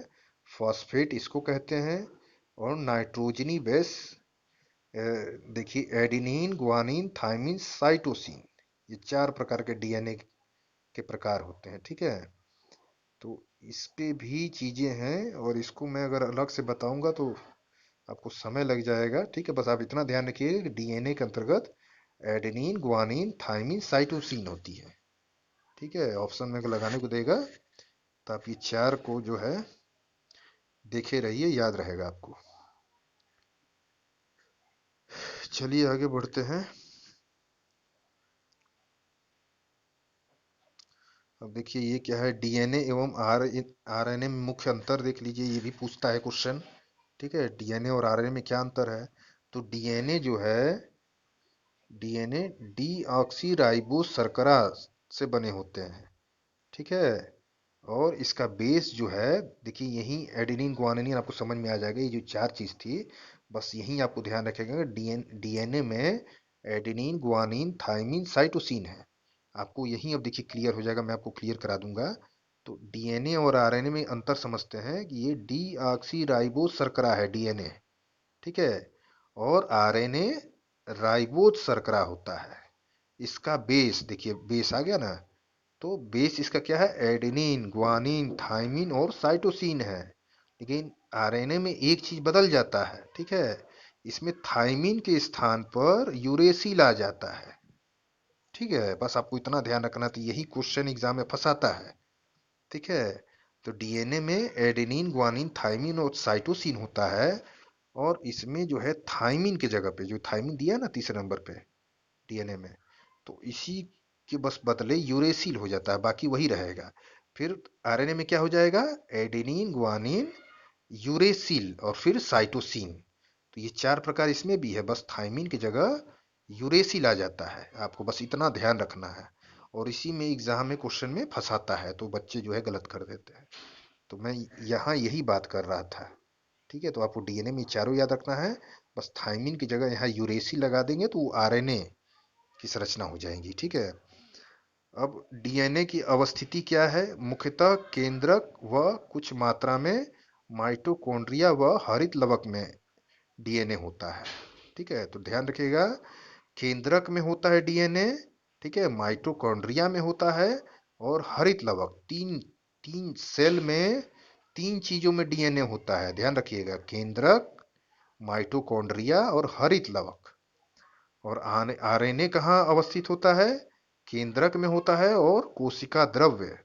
तो केंद्रक होता है ना दोस्तों, ये सेल हो गया, ये केंद्रक हो गया, ठीक है। और यहाँ केंद्रक के अंदर भी यह द्रव होता है, पानी एक आकार का चिपचिपापन। और केंद्रक के अंदर भी इस तरह से डॉट डॉट जो है, ये पानी कोशिका द्रव होता है, ठीक है। ये चिपचिपापन होता है, तो यही कोशिका द्रव की बात कर रहा है। तो इसी कोशिका द्रव पे आरएनए होता है, ठीक है। समझ गए? तो इसी कोशिका द्रव में और कोशिका केंद्रक में, दोनों में आरएनए होता है। तो आप इसको ध्यान रखिएगा, एग्जाम फंसा। देखिए मित्रों, ये साइंस है, अगर एक बार में अगर आप चाहोगे तो आपको याद हो जाएगा, तो ऐसा नहीं है। आपको इसी वीडियो को बार बार देखना है, ठीक है। और कोई वीडियो नहीं देखना, आपको इसी को बार बार देखिए और आप एग्जाम में जाइए, आप आसानी से क्वेश्चन को हल कर देंगे। चाहे आने वाला रेलवे एग्जाम हो, चाहे टीचर का कोई एग्जाम हो, चाहे यूपी ट्रिपल एससी का एग्जाम हो, ठीक है, समझ रहे हैं, चाहे स्टेट पीसीएस का कोई एग्जाम हो, कोई भी जिसमें जीएस में साइंस पूछता है, चाहे बीपीएससी हो, ठीक है। तो आप देखेंगे कि आराम से क्वेश्चन को आप हल कर पाएंगे, ठीक है। अगर कोई कंफ्यूजन होगा तो आप कमेंट बॉक्स में कमेंट करिएगा, मैं उसका रिप्लाई देने की कोशिश करूंगा, ठीक है। चलिए आइए आगे बढ़ते हैं। देखिए किताब में दोस्तों हर चीज़ नहीं समझ में आती, इस पे हमको थोड़ा सा बोलना पड़ता है कि आपका थोड़ा कॉन्सेप्ट क्लियर हो जाए। समझ रहे हैं? कॉन्सेप्ट क्लियर हो जाएगा तो आपकी चीज़ें याद हो जाएंगी। अब देखिए आगे क्या है। टी आर एन ए क्या है? ये टी का ये क्या फार्मूला है? T R N A, T मतलब ट्रांसफर आर एन ए, ठीक है। ये ट्रांसफर आरएनए। तो आरएनए के मुख्य प्रकार दिया हुआ है, ठीक है। अब आरएनए के कौन कौन से प्रकार है ये देख लीजिए। तो टी आरएनए, ट्रांसफर आरएनए इसको कहते हैं। तो ट्रांसफर आरएनए ये प्रोटीन संश्लेषण हेतु अमीनो अम्ल राइबोसोम पर लाना, ठीक है। जो प्रोटीन संश्लेषण हेतु अमीनो अम्ल राइबोसोम पर लाना। तो ट्रांसफर आरएनए का काम क्या है दोस्तों? ठीक है, तो ये राइबोसोम पे जो है प्रोटीन संश्लेषण हेतु अमीनो अम्ल को लाना इसका काम है, ठीक है। आपको पता है कि राइबोसोम जो है ये प्रोटीन संश्लेषण करता है, ठीक है। तो इसमें अमीनो अम्ल का प्रोटीन संश्लेषण करना, ठीक है, ये ट्रांसफर आरएनए का काम है। अब आर आरएनए क्या है? तो आर आरएनए का काम है प्रोटीन संश्लेषण में सहायक, ठीक है। और राइबोसोमल आरएनए क्या है नीचे? राइबोसोमल आरएनए, इसका नाम है, फुल फॉर्म है आर आरएनए का, ठीक है। तो आर आरएनए प्रोटीन संश्लेषण में सहायक है और राइबोसोमल आरएनए इसको कहते हैं। उसी तरह एम आरएनए क्या है? तो ये मैसेंजर आरएनए है और ये क्या करते हैं? केंद्रक के बाहर प्रोटीन संश्लेषण हेतु उपयुक्त अमीनो अम्ल को चुनने के लिए संदेश देते हैं, ठीक है। तो डीएनए का फुल फॉर्म क्या है? Deoxy ribo nucleic acid. और आरएनए का राइबो न्यूक्लिक एसिड, ध्यान रखिएगा। चलिए आगे बढ़ते हैं। ये तो हो गया, अब ये थोड़ा देख लीजिए जैव उर्वरक। ऊपर तो हो चुका है, ये डीएनए आरएनए में अंतरण वो समझ चुके हैं। अब कुछ महत्वपूर्ण पहले क्वेश्चन देख लीजिए डीएनए और आरएनए पर। तो डीएनए में उपलब्ध यौगिक जो अमीनो अम्ल नहीं बनता उसको टायरोसिन कहते हैं। फिर डीएनए में मौजूद शर्करा है डीऑक्सीराइबोज। डीएनए में मौजूद शर्करा है डीऑक्सीराइबोज। राइबोसोम होते हैं आरएनए, ध्यान रखिएगा। राइबोसोम क्या होते हैं? जो प्रोटीन संश्लेषण करते हैं वो क्या होते हैं? Ribosome RNA. साधारण मानव कोशिका में गुणसूत्रों की संख्या कितनी होती है? 46। 23 जोड़, मैंने आपको बताया ना कि क्रोमोसोम मानव शरीर में कितने होते हैं मानव कोशिका में? 46, जो कि 23 जोड़े होते हैं, जो कि एक्स वाई 23वां जोड़ा एक्स वाई फॉर्म में होता है। मेंडल का आनुवंशिकता का सिद्धांत आधारित है लैंगिक जनन पर, ठीक है। मेंडल का आनुवंशिकता का सिद्धांत आधारित है लैंगिक जनन पर। अब आइए इसको थोड़ा देख लेते हैं जैव उर्वरक के बारे में। ठीक है, जैव उर्वरक क्या है? जैसे ये दलहनी पौधा है, ठीक है दोस्तों, तो ये दलहनी पौधा में जो है, ये जो फसल मान लीजिए है, मुख्य दलहनी फसल जो है, दलहन का फसल, दाल का फसल, ठीक है, तो इसमें नाइट्रोजन स्थिरीकरण करने वाले जीवाणु इसके जड़ में होते हैं, फिगर में ये बताया है। और ये जड़ देख रहे हैं आप, और ये दलहनी पौधों का प्रकार बता रहा है कि कितने प्रकार के दलहन होते हैं। तो एक चना होता है, मटर, सेम, अरहर, ये चारों दलहनी पौधा होता है। आगे देखते हैं और क्या कहा है इसने। नाइट्रोजन स्थिरीकरण आपको बताया दें दोस्तों कि नाइट्रोजन स्थिरीकरण है, इसी के द्वारा पौधों का विकास होता है। पौधों को नाइट्रोजन की जरूरत होती है, ठीक है। तो दलहनी पौधा कहने का मतलब इसका ये है कि जैसे आप खेत में गेहूं चावल उगाते हैं, तो उसमें थोड़ा सा नाइट्रोजन की कमी हो जाती है, ठीक है। तो उस नाइट्रोजन की कमी को पूर्ति करने के लिए दलहनी फसल का प्रयोग किया जाता है। मतलब चावल के संग और गेहूं के संग दाल का उत्पादन किया जाता है, ठीक है, चाहे वो चना के रूप में हो, चाहे मटर के रूप में हो, चाहे सेम, चाहे अरहर। तो आप कभी भी देखेंगे किसान को, वो गेहूं और चावल के साथ किसी न किसी दाल का उत्पादन करता है, जिससे भूमि में नाइट्रोजन का स्थिरीकरण बनी रहे। समझ रहे हैं? तो दलहन फसल में ये चारों प्रकार होते हैं, चना, मटर, सेम, अरहर, ठीक है। तो इसको साथ में उत्पादन करने से भूमि में नाइट्रोजन का स्थिरीकरण बना रहता है, जिससे उत्पादन बढ़िया होता है। तो अगली उत्पादन जो है करने में भी बहुत उपयोगी होता है, ठीक है, जिससे भूमि बंजर नहीं होती है जल्दी। इतना कॉन्सेप्ट आप ध्यान रखिएगा। तो नाइट्रोजन स्थिरीकरण में सहायक जीवाणु, ठीक है। अब इसमें कौन से सहायक जीवाणु हैं? तो जैसे फसल देख लेंगे, जैसे सोयाबीन अगर आप उत्पादन करते हैं, ठीक है, फसल अगर सोयाबीन उत्पादन कर रहे हैं, तो उसमें जीवाणु जो है वो नाइट्रोजन स्थिरीकरण करते हैं। तो राइजोबियम जैपोनिकम, उसी तरह तीन पतिया घास का राइजोबियम ट्राइफोली, लूसर्न का राइजोबियम मेलिलोती, जलीय फर्न में कौन सा जीवाणु सहायक है? एनाबीना एजोली, फिर गुनेरा मैक्रोफाइला, इसमें नोस्टोक मस्फोरम। चलिए आगे बढ़ते हैं।